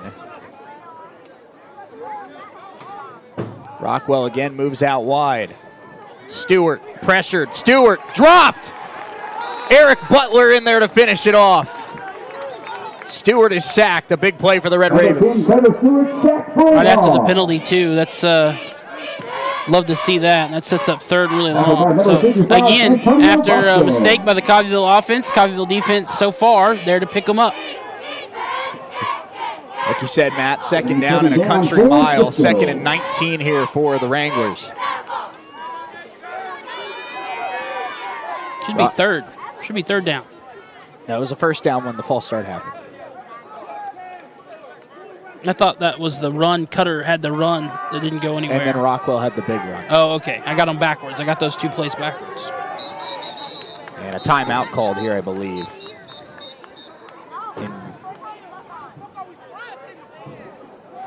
Prior to the snap, Cisco takes their second. Cisco takes their 2nd timeout of the half. They've got a 2nd and 19 coming up. Let's take a 60-second timeout. We'll be right back.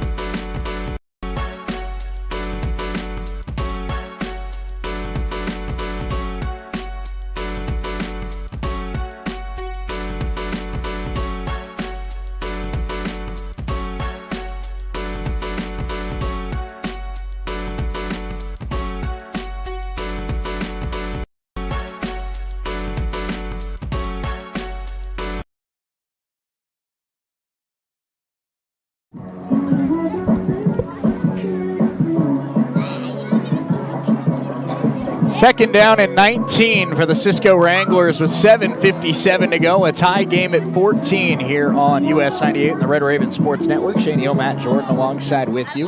Is that a dog on the screen? Wouldn't be the first time we've had a dog at the vet. And a quick screen underneath. That's caught by Hall. Hall cuts up field, breaks a tackle, and he's up to the 38. That's going to set up a 3rd and 8. Nice gain there for the Wranglers. If I have one complaint of the Coffeeville defense, it's that they haven't always been able to tackle in space very well this afternoon. They could do a little bit better job of tackling in space. 3rd down and 8 for the Wranglers, just on the outside of field goal range here at the 38.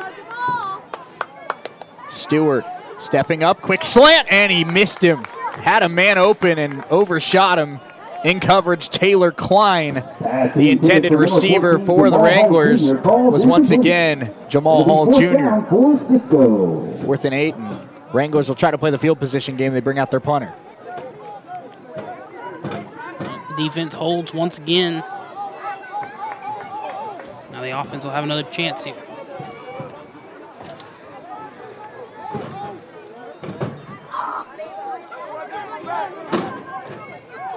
There's a lot of experience on this Cisco roster in the quarterback room. They have another quarterback, Kenneth Rosenthal, that's also a redshirt sophomore. Ravens nearly got a fingertip on that. And it's another just great punt out at about the 9-yard line. That was, punt is down at the 9-yard line. I believe that was Ira Warren that was in there for the Ravens that just about got a fingertip on it. Well, and they wanted punter that time, wanted running in or roughing the punter, but I think he was hit by his own line. I was going to say, you don't get that if you aren't the one that makes contact with the. You can push him into the punter. Mac Armstrong leads the Raven offense out there with 7:10 to play. It'll be the first time, I believe, this evening we've seen C.J. Williams in the backfield. Maybe just getting some fresh legs in the game here. Well, maybe Nick Dobler, Coach Dobler, an old school kind of coach, and may just be you fumbled, you're going to have to take a seat. And they don't want to use Louis right now, so they're going to go to C.J. Williams for the first time, the Oklahoma State transfer. Armstrong sends Zalewski in motion. It is C.J. Williams, his first carry as a Raven. And not much there, maybe a yard. Outside of those 3 big Jordan Louis runs, we really have not seen much from the run game for Coffeeville, and that's their bread and butter. Gain of 1 on the play. It'll be second down and 9 for Coffeeville. Not running the football great. Entering the fourth quarter, 25 carries for 65 yards. It hasn't gotten much better through the first half of the fourth quarter either. Boast moves in motion here on second down. Armstrong, another handoff. It's Williams again and again going nowhere. Third and long coming up, and I think we're going to have a Wrangler down as he's grabbing his knee. I think we might have a couple of Wranglers down. I think 2 of them ran into each other. Third down for the Red Raiders. They're helping one guy off, the Wrangler, a couple of the Wrangler defenders, and then the other one's not up yet. The other one's not getting up. I think they ran into each other. One of them was Trey Sharp, sophomore DB. They did not run into each other. Unfortunately, I think one of them is a non-contact injury. Yeah, that looks bad. That looks bad for the one currently down. I think the other one came on the tackle, maybe a concussion a little bit. But I think this might be it could be a torn ACL or something. Kind of the knee area is what it looks like. Well, he grabbed his knee. I don't want to speculate too much, but he grabbed his knee as soon as he went down, and while they tend to him, let's take a 60-second timeout. We got an injured Wrangler on the play. Third down and long coming up for the Red Ravens. We're back in a minute here on US 98 and the Red Raven Sports Network.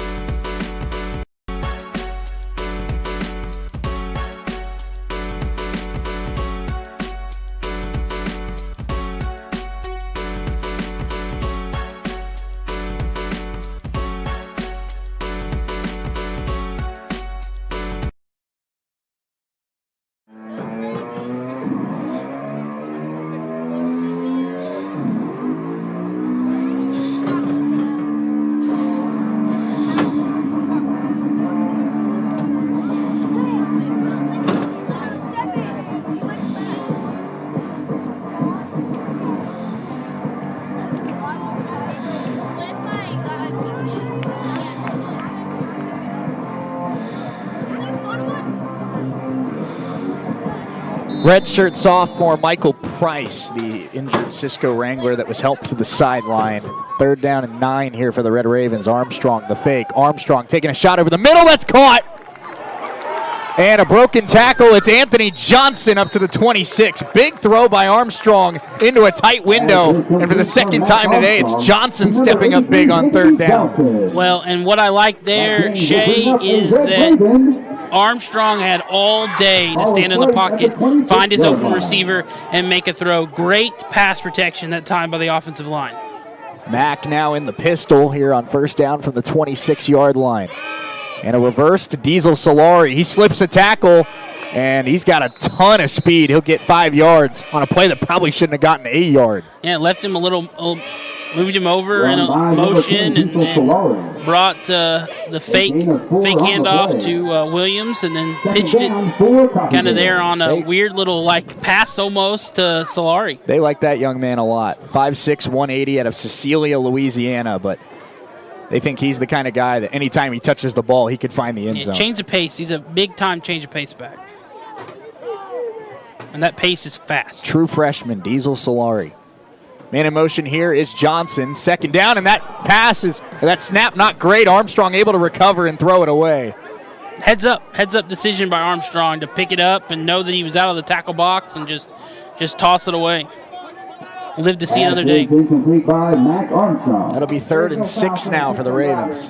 Quarterback is outside the pocket, and the ball made it past the line. Outside of the tackle box when he threw it away. Made it past the line of scrimmage. So I didn't even think we had to clarify that. you never know. You never know.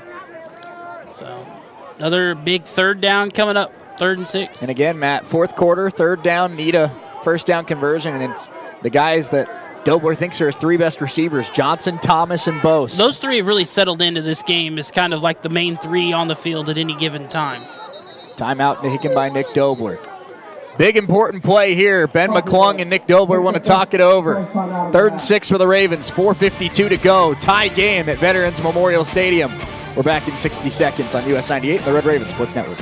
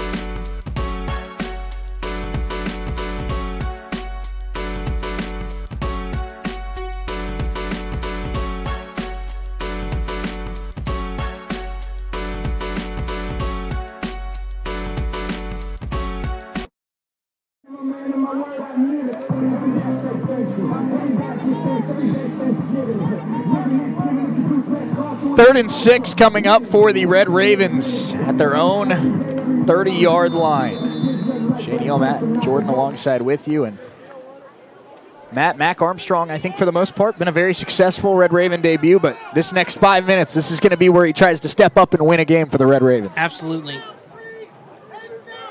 It's been good. It's not yet been successful. C.J. Williams is the running back. Pressure off the edge. Armstrong got to get rid of it quickly. Taking a shot up the sideline. Incomplete. Flag comes in. Absolutely. Looking for Johnson. You gotta let the receiver be able to get back to the football. That's going to be on redshirt freshman Trey Douglas. It was intended for Anthony Johnson. And while they sort this out, Matt, again, Anthony Johnson, he's a guy I'm really looking at to have a big season this year for the Ravens.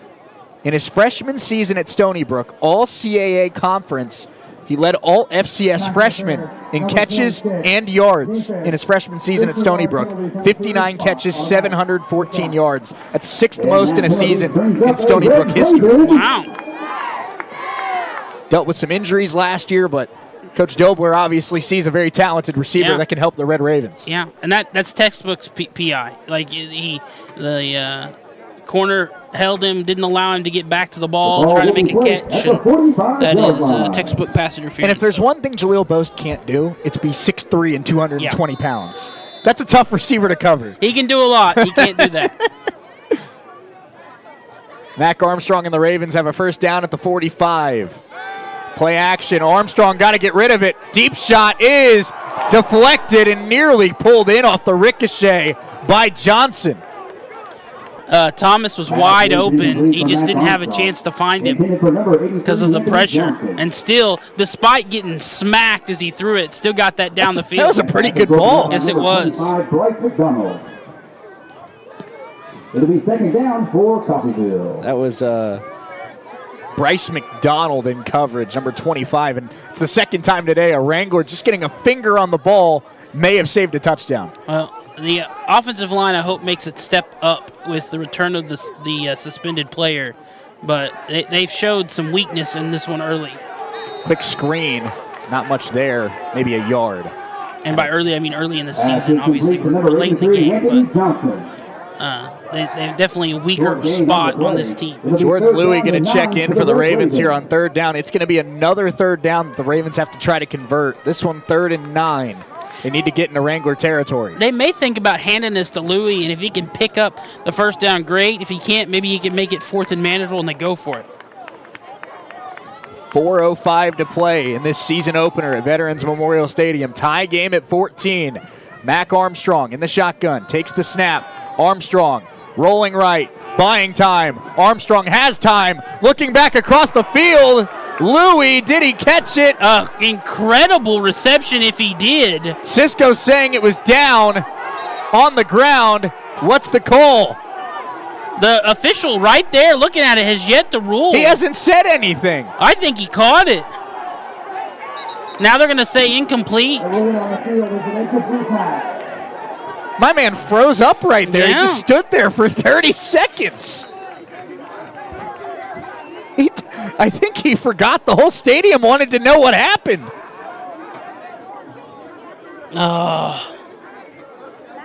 It would have been an incredible catch.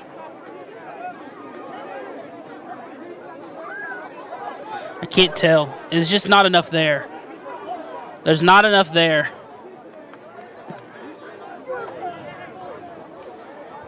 I think what Dover's arguing is that the official that was right on it didn't make the call.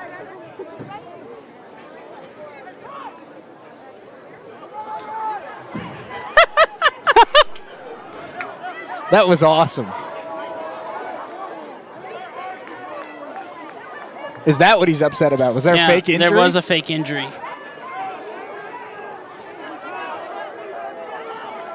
Man.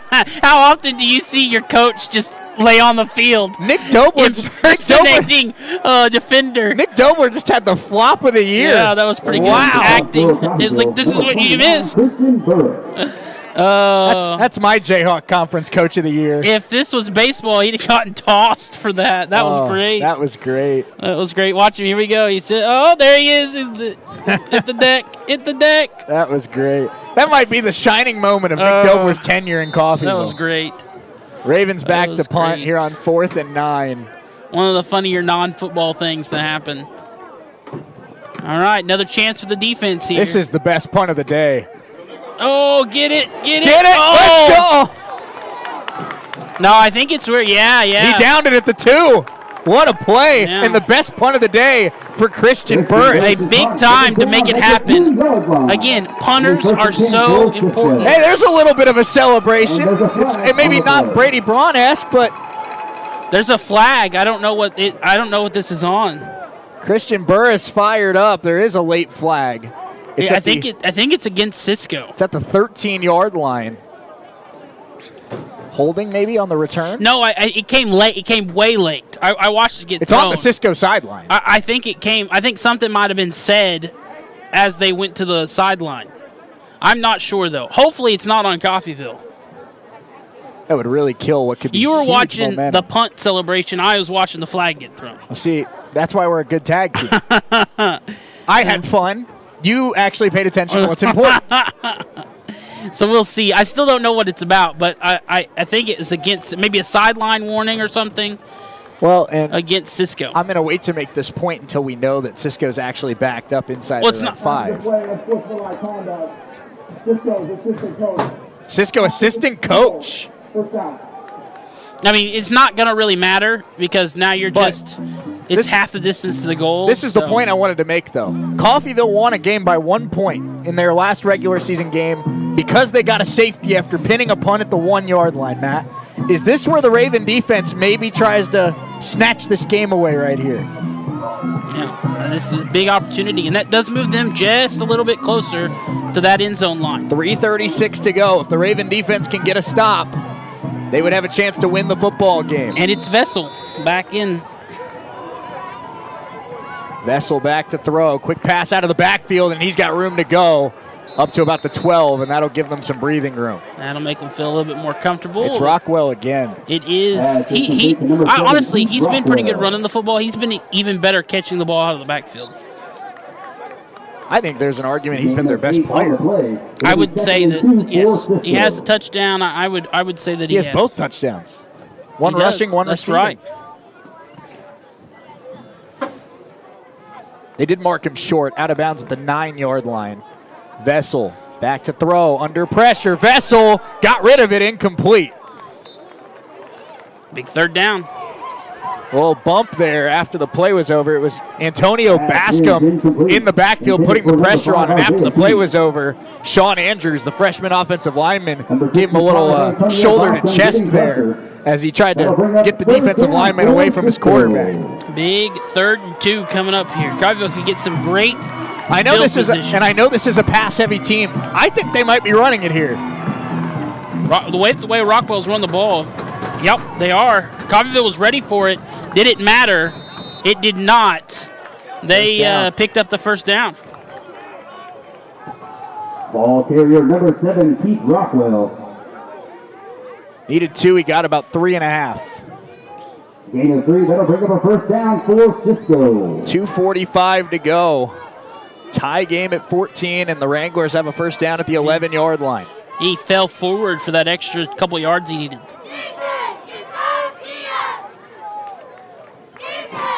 Raven defense has won them games before. Can they do it here in the opener? Vessel under pressure. Cyprian in the backfield. Cam Cyprian gets home. Vessel dropped back to the 4. Another big play by the Coffeeville defense, and it's one of the guys we knew was going to be making big impacts coming into this year, Cam Cyprian. Taking down the final 2 minutes. We're going to hit the 2-minute warning here. Yeah.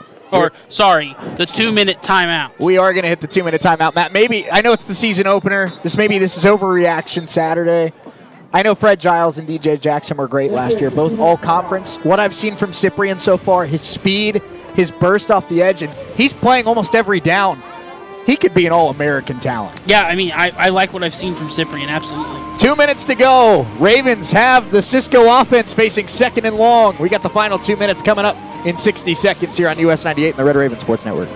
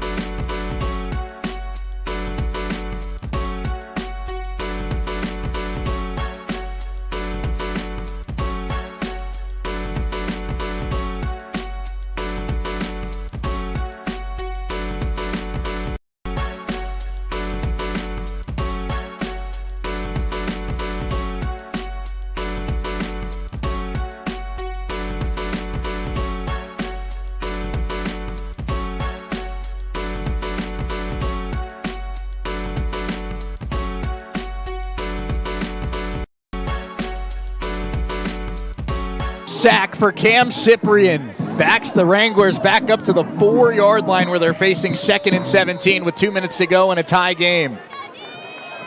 Wranglers may just hand the ball off here, yeah. That's exactly what they do. And big run for Rockwell. It's going to set up 3rd and 5. I thought they might hand it off and just hope for a big play, and if not, then they're okay with it. I think Nick Dobler's called a timeout. Yeah, I was going to say they want to run the clock, but Dobler's stopping the clock because he wants the ball back. What do you do here if you're Cisco, Matt? 1:47 to go. You're at your own 15-yard line, 3rd and 6. Do you go for the first down here, or knowing you're at your own 15, are you conservative, run the football, I think you make run it. Coffeeville try to win it? I think you run it. Your defense has played really well, only given up one offensive touch, has only given up one touchdown, with the other one coming from a pick 6. I think you run it. If you pick up the first down, great. If you don't, make them burn their last time out, punt it away, and play for overtime.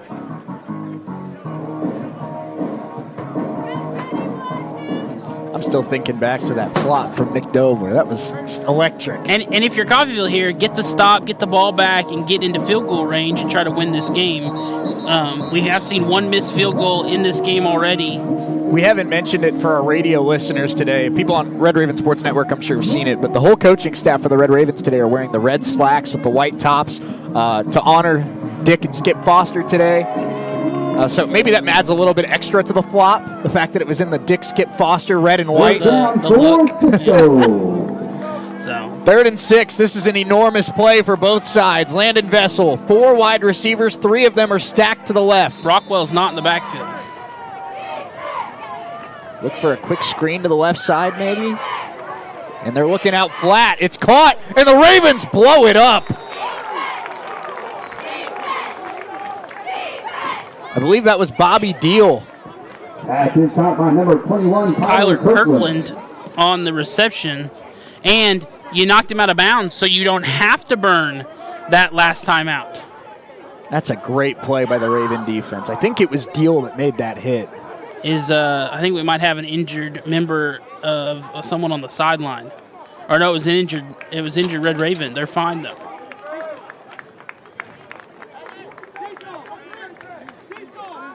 That was Deal. That was slow to get up. He lowered the boom. Maybe a little bit of a stinger there on that hit. Yeah. Sometimes you see that from safeties sometimes. They take the brunt of it, you know. As we get ready for this punt, let's take a 10-second break for station identification here on US 98.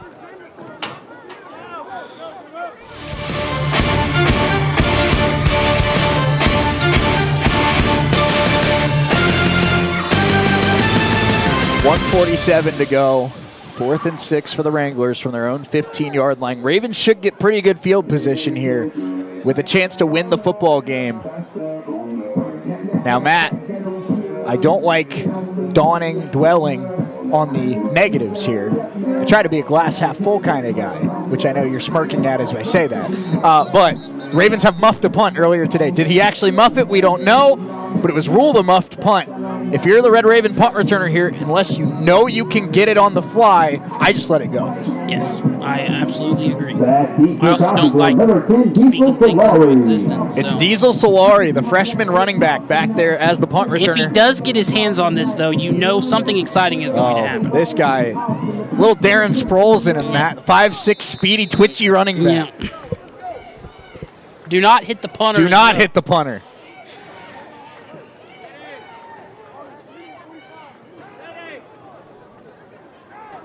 Snap is a good one. Ravens send pressure. They do get it away. Solari is going to let it go. I think that's very smart. It's going to roll to about the 40. A flag comes out late. I don't know what this is going to be about. Will be down at the 40-yard line. Cisco players on the sideline coming out early? No, I think it's something happened in the middle of the field with Coffeeville and Cisco. I hope it's not on Coffeeville. If it's on Cisco, that'll be huge for the Red Ravens. That's going to put them just out of field goal range. It was thrown by the official that was furthest downfield. Yeah, he was watching it happen. It was some pushing and shoving. Extracurricular pushing and shoving. I don't know who it's going to be on. Generally, it's on whoever does it second. That's just right. ask Jalen Carter. That's right.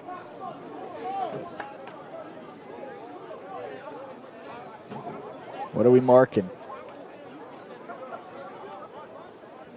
Umpire, and I'll tell you what, these guys they're getting their cardio and they're running all up and down the field here. Unnecessary roughness, number 35. Wow, it's on the Wranglers. That's going to be on Ladarian Lewis, the redshirt freshman DB. That's going to... That's a penalty that puts the Ravens right knocking on the doorstep of field goal range. Yeah. With 1:37 to go. I think one timeout. Cisco only has one timeout left. 1:37 is going to put you on the Cisco 45. And I think... 2 first downs? I think you got to get to the 20. I think with Cisco only having one timeout left, Matt, unless you score a touchdown, you make the field goal the last play of regulation. And if you miss it, at least you get overtime. They're going to be on the 44. I think if they can get two first downs. 2 first downs. I think you're going to feel comfortable. And they're bringing out Jordan Louis as the running back. As you'd imagine, Post and Thomas and Johnson are your 3 receivers. I think we're going to be saying that a lot this year. I think they'll open with the run. They're going to open up with a handoff to Louis, see if something big happens, and then kind of go from there. Jordan Louis is the kind of guy where something big could happen. Yes, absolutely. He slips one, and all of a sudden, watch out. But the Ravens have also fumbled today. We have not seen Steven Robinson since that fumble. Louis Patience, inside the 40, inside the 35. Jordan Louis down the sideline, and the Ravens are in field goal range. That's exactly what you wanted to see there. That first handoff, Louis, big gain, and set you up. Patience pays off. Shades of Le'Veon Bell there from Jordan Louis. So patient. Not quite. I wouldn't say quite in field goal range. You're close. You're close. They didn't give him as good of a spot as I thought. I thought they were inside the 25. It's the 27. I'd agree with you. One more first down puts you comfortably in field goal range. But now you're also in a spot. 2 timeouts, 1:30 left, only 27 yards to go. You can give it to Louis again. Zalewski in motion. Handoff to Louis. Spin move. Jordan Louis. What a move to get outside. He's hit hard at the 25. A very unorthodox spin move. It's only a 2-yard game, but it's going to get that clock ticking. He picks up 1 yard on the play.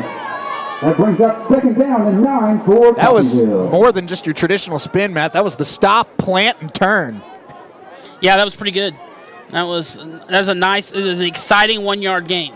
Inside of a minute to go. 2nd and 9. Mac Armstrong back to throw. Taking a shot deep. Armstrong, that is nearly pulled in. Off the fingertips.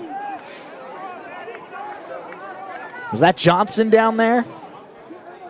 Now, here's the question. Do you say, okay, I like where we're at, give it to Louis, see if he can make something happen again, but pick up some yards and make this a more manageable field goal, or do you try to pick up the first down? So Johnson subs out here on this 3rd down. Johnson's been at his best on 3rd downs today, but on this 3rd down, we're going to see the freshman Cam Hunter out of Fort Worth, Texas. He joins Thomas and Boast, who are both on the right side of Mac Armstrong. A minute, 55 seconds to go, I should say. 55 seconds on the clock. Man in motion, Armstrong. Back to throw. Mac taking a shot deep and overshot Chris Thomas, incomplete. Ravens were going for the home run hit and could not quite hook up with Thomas. It would have been his 2nd touchdown of the day. Pass from number 4, Mac Armstrong, falls incomplete. And so now with 49 seconds left, I have a 43-yard field goal. Aiden Burgess. We saw him hitting kicks at halftime. He's 0 of 1 in game today, missed from 47. Short. It was good. On this side of the field. Lined up, it was good, but it was short. And it was on this side of the field. 43-yard kick to give the Ravens the lead. Snap is good. Hold is good. Blocked by the Wranglers. And now loose. And the Ravens are able to fall on it, but Cisco holds.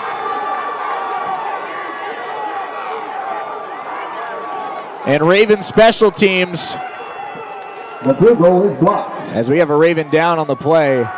Cisco will take over on down. Man, First down, Red Ravens Cisco. get a taste of their own medicine there with their own blocked kick. I was going to say, Ravens special teams, Matt, has won them so many games in the past, but here today, a muffed punt, 2 missed field goals. Special teams have kind of let the Ravens down here today. We have a Raven down at the 31-yard line. Not sure if that was a guy that caught the effects of the pile or...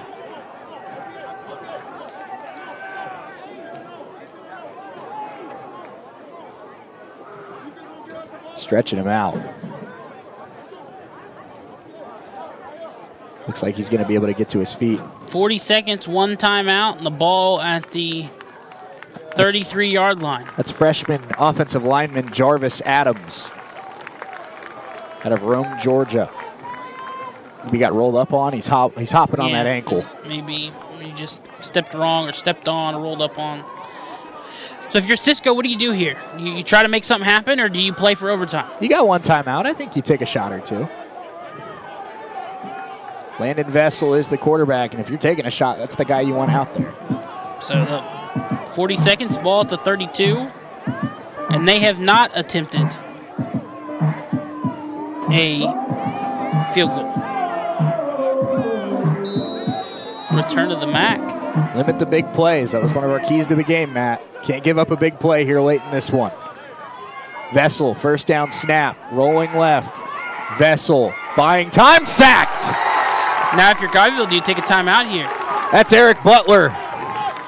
That's another sack for the Red Ravens. It's sacked by number 9, Eric Butler. Clock ticks inside of 20 seconds to go. That'll bring up second down for Cisco. Wranglers trying to get hurried up to the line inside of 15 seconds left. They're going to let this go. We are headed to overtime. How about an overtime in the season opener at Veterans Memorial Stadium? Top 20 matchup, headed to overtime, game 1 of the season. Ravens put up 14 points in the third. Cisco answered on the final play of the third. Ravens had a chance at a go-ahead field goal. It was blocked. We've got bonus football overtime coming up next. We're back in 60 seconds on US 98 and the Red Raven Sports Network. And at the end of regulation, we have a tie score. Coffeeville 14, Cisco 14.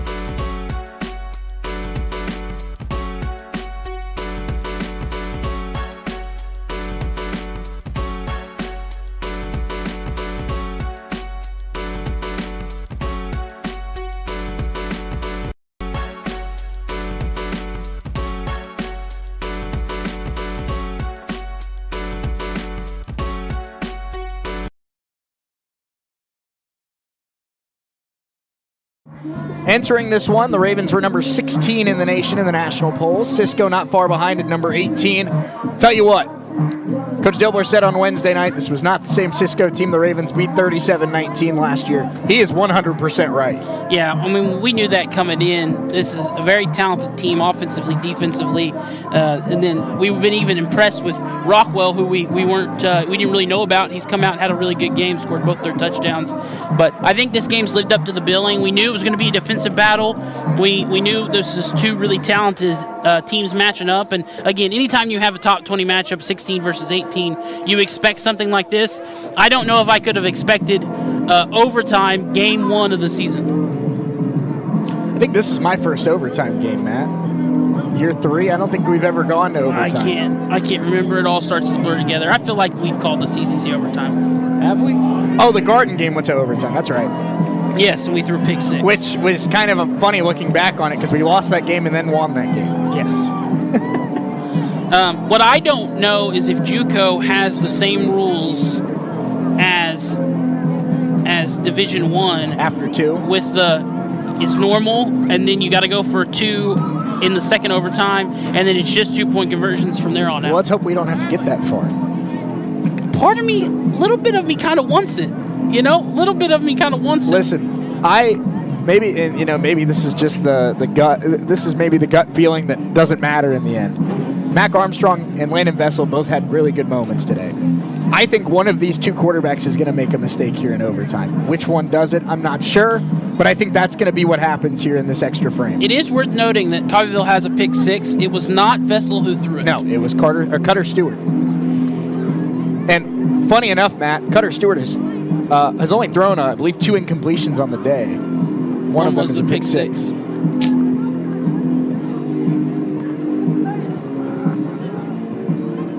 Dobler and Rizzio out there for the coin toss. I think those red slacks should be a thing for every home game this year. Yeah, I think we should see this more often. Bring it back. Should make that the standard here in Coffeeville. I'd love to see all reds. I'll have to ask Coach on Wednesday night if they have an extra pair of red slacks laying around. Pick you up some red slacks.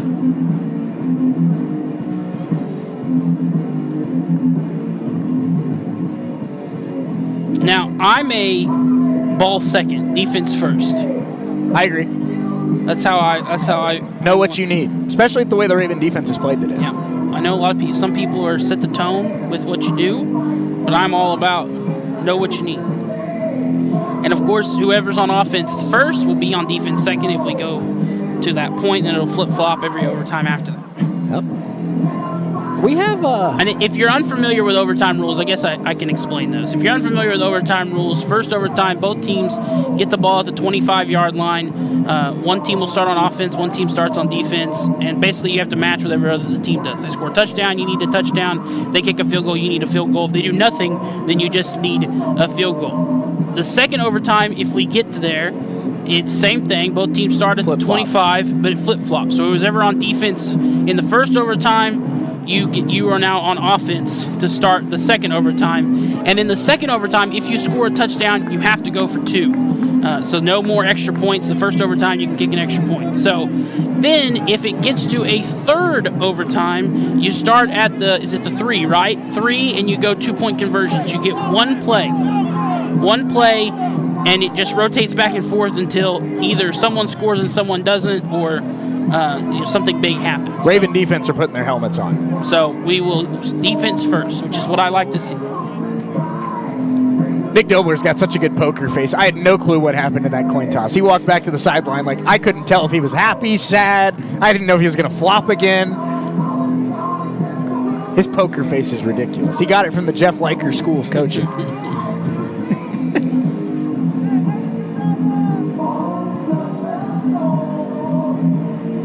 They do switch. Scott Bordock, good point from him. They do switch sides of the field each time too, but in this instance, that's not necessarily a factor because there is. Cisco College will have the ball to start off this overtime period. So a defensive touchdown ends this game. You stop Cisco and score. You can do however you want ends this game. So you're trying to get a stop here. Yes, you're trying to get a stop here if you're the defense. Any points win. And if you're Cisco, you're trying to get in the end zone. First down, Vessel in the shotgun. Handoff up the middle. About a 2-yard pickup for Rockwell. He's upended by freshman John Betts. Run by both teams get 2 timeouts. Rockwell. That's a 2-yard gain. Wes Edison out there at linebacker as well. He's a KU transfer out of Lawrence. Second down and 8. Raven sideline trying to make some noise.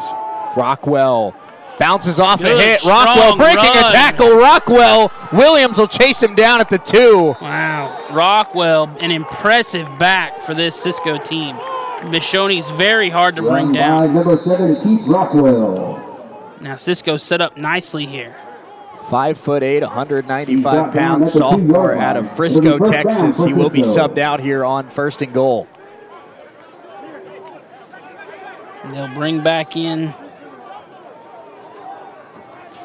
Yeah, it's one game, Matt, but Cisco might have themselves a little running back. Kyler Kirkland will come back in. We do have an injured Red Raven.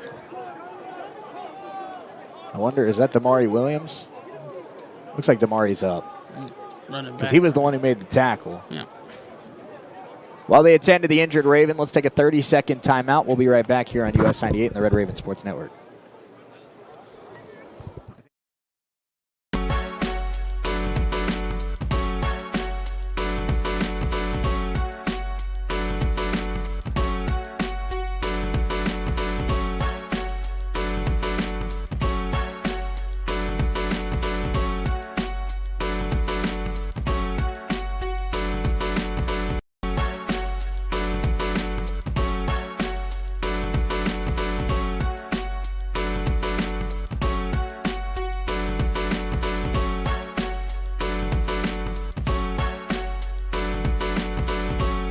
Goal from the 2-yard line for the Cisco Wranglers after a big run by Keith Rockwell.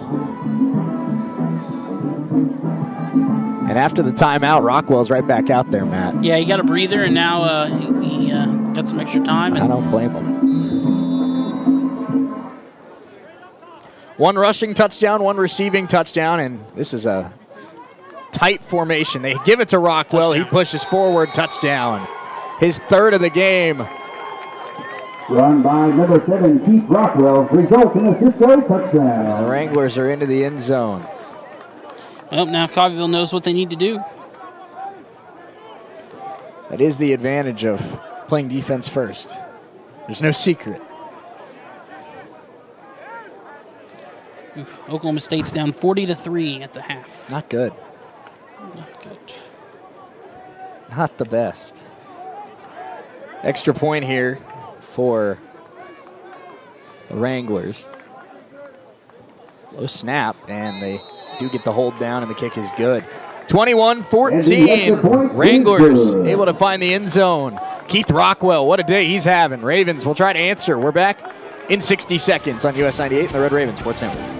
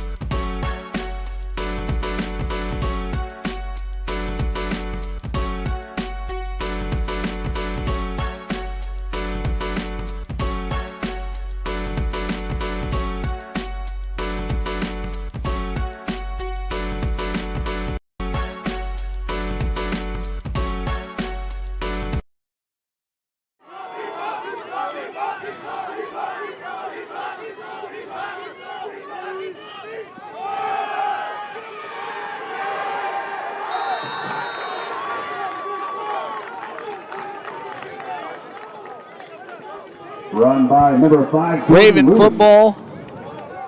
He goes for a gain of 1 yard on the After play. a 1-yard run for Jordan Louie on first down. Shane Hill, Matt Jordan alongside with you.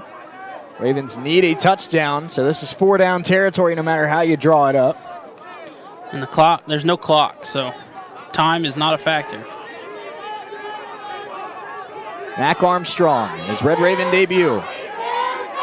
Needing a touchdown to extend this football game. RPO, Armstrong got rid of it. Zalewski inside the 20 to about the 16-yard line. It'll set up 3rd and short. Boy, the spots sometimes have just been horrible for Coffeeville. They left him about 3 yards short. I thought he was only about a yard short. That'll bring up 3rd down and 5. I don't know where they think he's stepping out of bounds at. I don't know if they saw him extend his arms.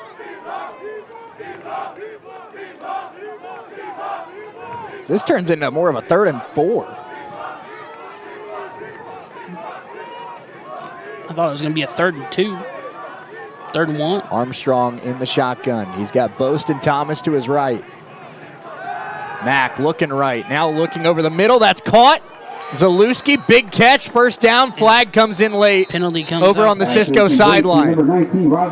This is going to be on. Could be holding. But there's a flag on the play. Flag was dropped right in front of the Cisco sideline. Hopefully it's not on the Red Ravens. Ineligible receiver downfield, number 19, offense. 5-yard penalty, still 3rd down. Ineligible receiver downfield against Zalewski. Not too often do you see the tight end called for being an eligible receiver downfield. No kidding. Must have been lined up wrong. So that makes it 3rd and 9 for the Red Ravens. Thomas now at the top of the screen. Boast in motion. Ravens hand it off. It's got room to run, and that's going to make it 4th and 1. I don't mind that play call. I like the little delayed handoff. Makes it 4th and short. They weren't expecting it, and now what do you do on 4th and 1? I think you go RPO, right? You have the run there if it's open. They're bringing the big boys in. You just hand it to Louie and tell him to pick up a yard. This is the ball game. Matt, they've got a defensive lineman checking into the game as what looks like a fullback. This is the ball game. This might just be Jordan Louie, get us 2 yards.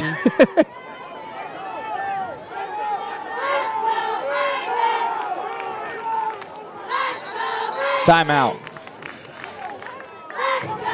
Nick Dobler wants to talk it over. Can't say I blame him. 4th down, Ravens down a touchdown. They need 2 yards. We're back in 30 seconds.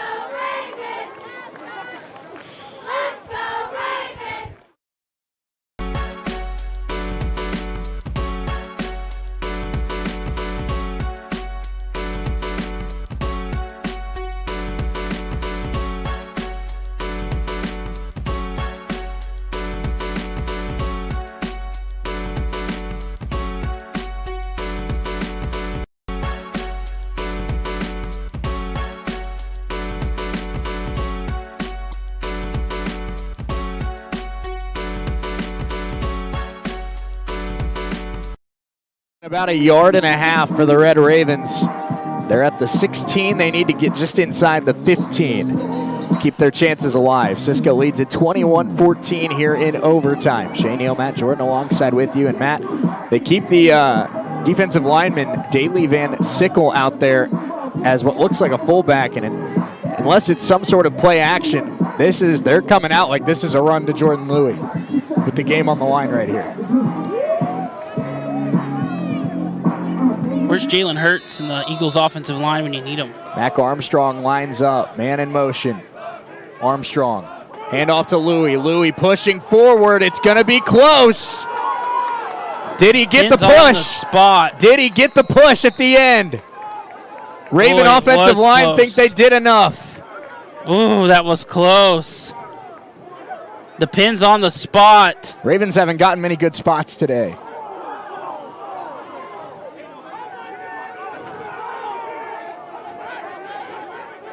The Raven offensive line with a late push. They're going to measure it.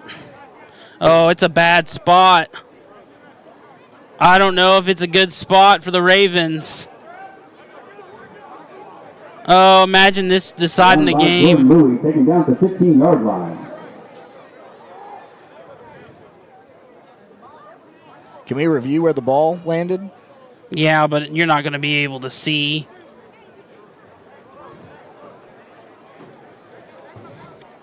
Here we go. They say it's a game of inches. Front of that football is right at that 15-yard line. No, he's short. He's short. I don't know if they gave him a very favorable spot. Nick Dobler wants to know why they didn't check the spot. What? That's a horrible spot.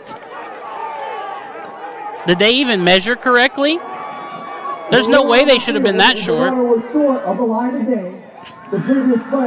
They will review it.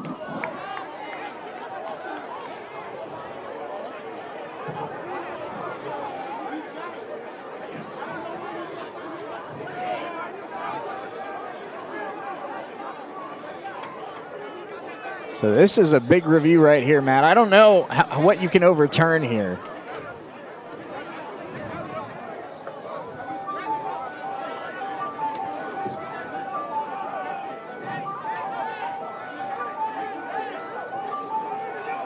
You don't often see spots get overturned, but that is a horrible spot. And it's the 3rd or 4th time today that we feel like yards short of where the ball actually was. Jordan Louis gets the handoff. It's this extra push from the offensive line that we're looking at. Right here's where it starts. Yeah.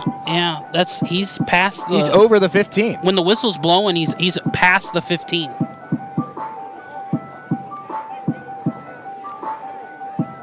I would love to hear from the perspective of the guys down there what they saw.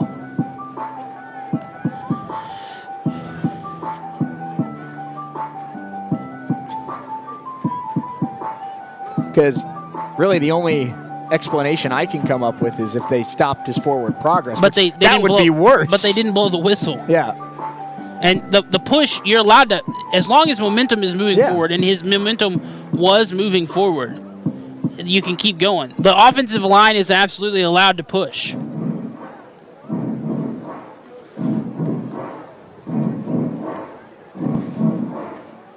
Mac Mac Armstrong trying to stay loose. Raven offense standing collected at about 25 This yards. is what the first game of the season comes down to.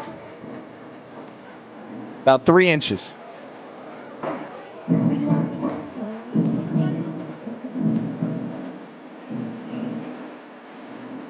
I don't know if this is the song I would be playing right now. Yeah, Dirk might be 1 for 2 on the day. Yeah. Okay. So, a show on the replay right now. Louis got it. Cisco, good initial push, but Louis still going. Momentum still going forward.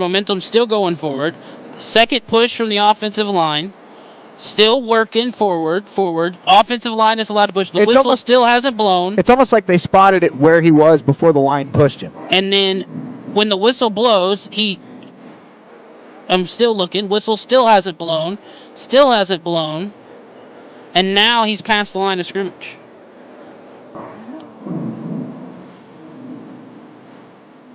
And you can argue, was his momentum stopped all you want, but it doesn't matter if the play's not dead.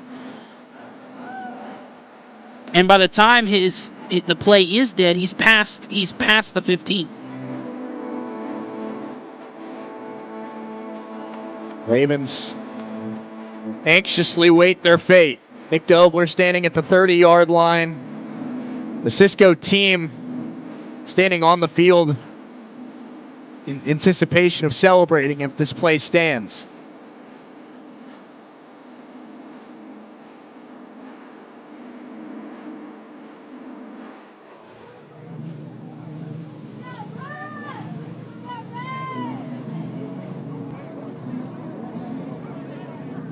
Jaleel Boast just took a seat on the Raven bench.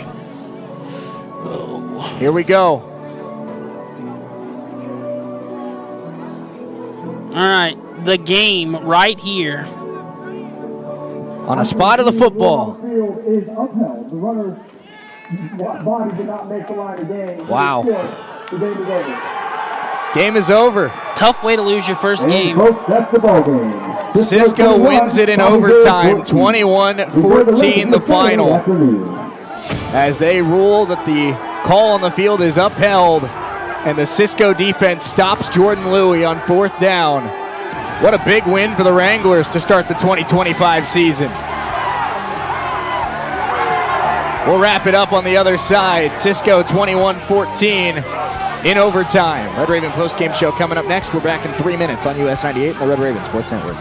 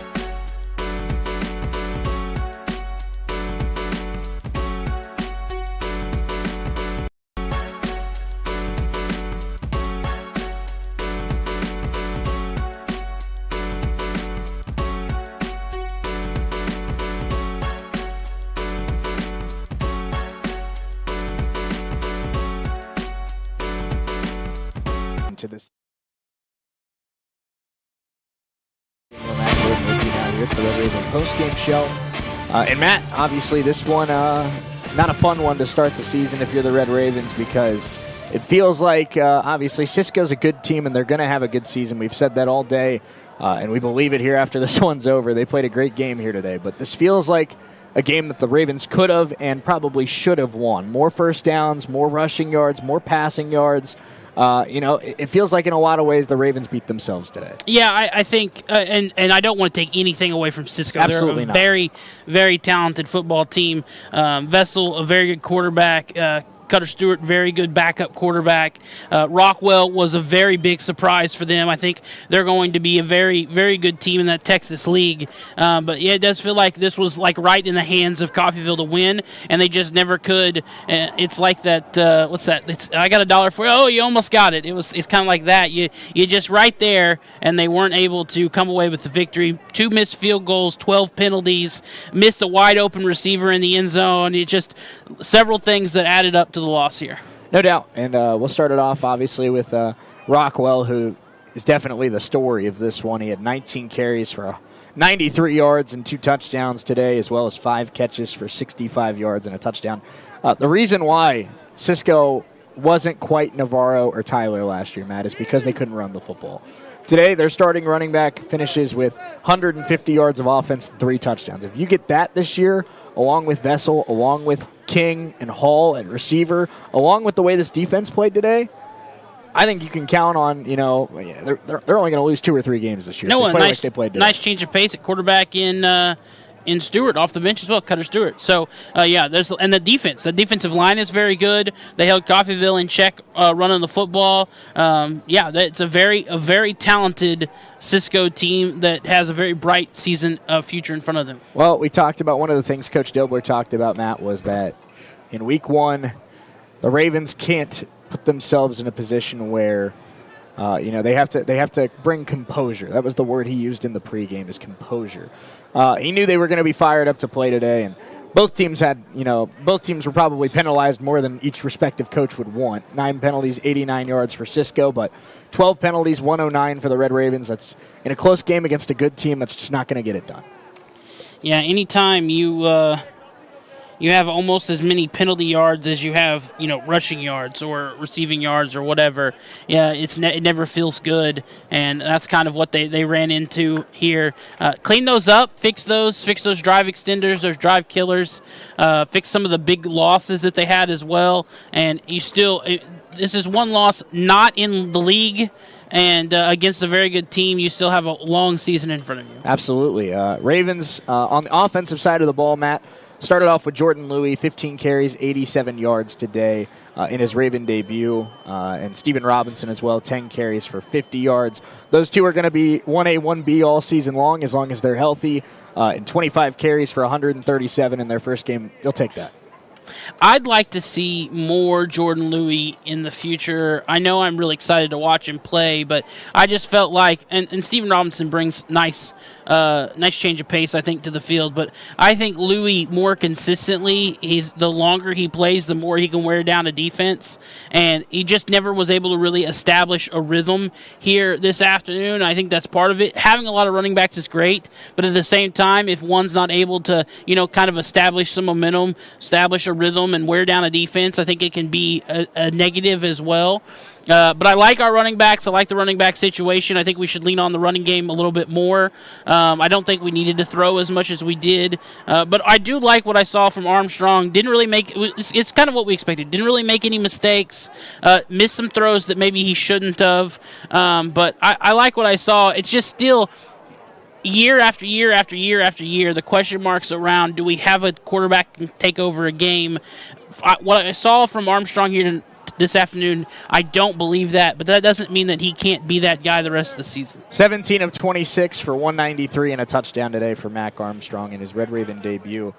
And I'm with you. I think that, obviously he had some plays where he really zipped it in there in tight windows. I thought he looked really good outside of the pocket today, throwing on the run. And I think a part of some of his misfires and some of his mistakes today was the fact that he was sacked 4 times in the first half. But I would agree with you, and I think Mac would agree with you, that if this team wants to be good enough to beat Hutch and beat Iowa Western and beat Navarro and beat these top-tier teams in the JUCO landscape, that he's going to have to be a step better than he was today, maybe even a couple steps better than he was today. Yeah, and you got to figure out your kicking game a little bit. I don't know what happened on the block kick. Obviously, the other one was just short. But yeah, there's some things you want to improve upon. You need to see be improved upon. And I think Mac would agree with what you said. Is he's got to be a step better. He's got to hit Thomas open in the end zone for that touchdown. Receivers for the Ravens today, and we kind of had an idea going in, and I think we found. The consistent 4 weapons that Mac Armstrong is going to have, at least in the early part of the season. 5 catches, 92 yards today for Jaleel Boast. 3 catches, 37 yards, and a touchdown for Chris Thomas. 3 catches for 27 yards for Anthony Johnson.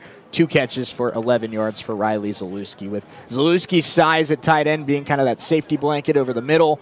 Also, some really good blocks today from him in the running game. But then that trio of Boast, Thomas, and Johnson combining for 11 catches for about 150 yards and a touchdown in their first game as Ravens. That's one of the best receiving trios in the Jayhawk. I still believe that here after today. The weapons are there. Is the quarterback play going to be good enough to make us difference makers in those games against Hutch, against Western, even next week against Garden, against Butler? So, how's this season going to turn out? Losses like this in week 1, they do one of 2 things. They spiral you, and you finish the season a lot worse than you thought you were going to, or they motivate you, and you finish the season really strong. Absolutely. On defense today for the Red Ravens, Robert Deal, Bobby Deal, in his first game as a starter, 9 tackles, 2 tackles for loss, and 1.5 sacks.